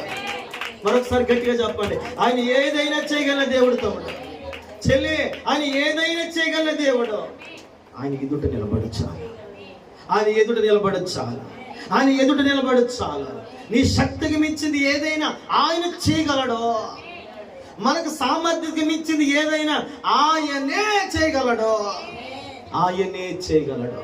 నీ ప్రాణంతో చెప్పు, నా ప్రాణమా యేసయ్యే చేయగలుగుతాడు. కృంగ తీసుకున్న హృదయంతో చెప్పు, యేసయ్య చేయగలడని చెప్పు. నీ పక్కవర్తి మాట చెప్పండి, చేయబట్టి యేసయ్య చేయగలడు అని చెప్పండి. గట్టిగా చెప్పండి, గట్టిగా చెప్పండి, గట్టిగా చెప్పండి. స్వరాలు తెరిచి చెప్పండి, సంతోషంతో చెప్పండి, గట్టిగా చెప్పండి, యేసయ్య చేయగలడు తమ్ముడు. ఆమేన్, హల్లెలూయా. యేసయ్య చేయగలడు. నువ్వెంత, నీ కుటుంబం ఎంత అంటారు మనల్ని. నీ బిడ్డలు అవుతాడు అనుకుంటున్నావా అంటారని కొంతమంది. నీ బొత్తికి నీ స్థాయి మర్చిపోయి ప్రవర్తిస్తున్నారు అంటారు కొంతమంది. అమ్మా, యేసయ్య ఏదైనా చేయగలే దేవుడు. ఎక్కడ తక్కువ చేశాడో మనుషులు, దేవుడు అక్కడ మనల్ని బలపరిచే దేవుడు. యేసయ్య ఏదైనా చేయగల దేవుడు. యేసయ్య ఏదైనా చేయగల దేవుడు. యేసయ్య ఏదైనా చేయగల దేవుడు. అబ్రాహాము విశ్వాసం కోసం మనం మాట్లాడుకున్నాం. అబ్రాహాము విశ్వాసం అదే, ఆయన ఏదైనా చేయగలిగిన దేవుడు, ఆయన ఏదైనా చేయగల సమర్థవంతమైన దేవుడు. ఈ రోజు ఎలాగుంది, రేపు ఇంకొక అద్భుతమైన కార్యం దేవుడు చేయగలుగుతాడు. ఒరే, నీ సంఘం ఎక్కడ బాగుపడతారు అంటారు. దేవుడికి ఒక మాట చెప్పిన దేవుని నామని బట్టి ఆయన ఏదైనా చేయగల దేవుడు. ఒరే, నీ ఇల్లు ఎక్కడ బాగుపడతారు అంటారు. దేవుడు ఏదైనా చేయగలడు. నీ కొడుకు బాగుపడరా, నీ కూతురు బాగుపడరు అంటారు. ఆయన ఏదైనా చెయ్యగలిగిన దేవుడు ఆయన. స్తోత్రం కలుగునగా. నీ జాతి ఏట్రా, నీ గోత్రం ఏట్రా, నీ కుటుంబం ఏట్రా, నీ పరిస్థితి ఎంతరా అంటారు. ఆయన ఏదైనా చేయగలిగిన దేవుడు. ఆమేన్, హల్లెలూయా. ఆయన ఏదైనా చెయ్యగలిగిన దేవుడై ఉన్నాడు. ఆమేన్, హల్లెలూయా. ఆయన ఎదుట నువ్వు నిలబడాలి, ఆయన ఎదుట నిలబడి దైవ శక్తిని పొందుకు ప్రార్థన చేస్తాడు. ఆయన ఏదైనా చేయగలడు. ఆయన ఏదైనా చేయగలడు. అదే నమ్మకంతో లేచిలబడండి, ప్రార్థన చేద్దాం. ఒక్క నిమిషం. ఆయన ఏదైనా చేయగలడు. ఎస్ తీర్మానం, నమ్మకం. విడిచిపెట్టవలసింది విడిచిపెట్టి నమ్మకంతో నిలబడగలిగితే ఆయన ఏదైనా చేయగలిగిన దేవుడా. గ్లోరీ, హల్లెలూయా. యేసు రక్తం, స్తోత్రం. హల్లెలూయా. ప్రార్థించండి ప్రియులారా. చాలా నమ్మకంతో ప్రార్థించండి. ప్రభు నన్ను ఎందుకు ప్రేరేపిస్తున్నాడు? ఆయన నాతో చెప్తున్నాడు, ఇదిగో నా పిల్లలది మాట చెప్పు, నేను ఏదైనా చేయగలిగిన దేవుణ్ణి చెప్పు. Thank you Jesus. ప్రార్థన చే. ప్రభు ధైర్యపరుస్తున్నాడు, ప్రభు బలపరుస్తున్నాడు. నమ్మకం తెచ్చుకో. ప్రభు నన్ను వాగ్దానం చేస్తున్నాడు, ఇదిగో నా కుమారుడా, నా కుమార్తె, నేను ఏదైనా చేయగలిగిన వాడిని. నా హస్తము కొరచదు, నా బాహుబలము తగ్గదు. నేను ఏదైనా చేయగలిగిన దానిని వాడను. నేను చేయగలిగిన వాడను. నీ తండ్రి చేయలేనిది, నీ తల్లి చేయలేనిది, నీ వాళ్ళు చేయలేనిది, నీ బంధువులు చేయలేనిది, నీ స్నేహితులు చేయలేనిది, నీ మేలుకోని వారు చేయలేనిది నేను చేయగలవాడను. నేనే చేయగలవాడను. నా చిత్తాన్ని పట్టుకో, నా ఉద్దేశాన్ని పట్టుకో, నా ఆలోచన పట్టుకో, నా మాటను పట్టుకో. నేను ఏదైనా చేయగలవాడను. గ్లోరీ హల్లెలూయా. మందత్వాన్ని విడిచిపెట్టు. లోకపరమైన మందత్వపు చెవులను, లోకపరమైనటువంటి మంద హృదయాన్ని విడిచిపెట్టు. దేవుణ్ణి అడగండి. నీ ఎదుట నిలబడే జీవితాన్ని దయచే ప్రభు. నీ ఎదుట నిలబడే జీవితాన్ని దయచే ప్రభు. సహాయం చేయండి నాయన, సహాయం చేయండి ప్రభు. Thank you lord. నీ స్వరాన్ని వినబడ. ఇప్పటి వరకు దేవుడు నీతో మాట్లాడాడు, ఇప్పుడు నీ స్వరం దేవుడికి వినబడ.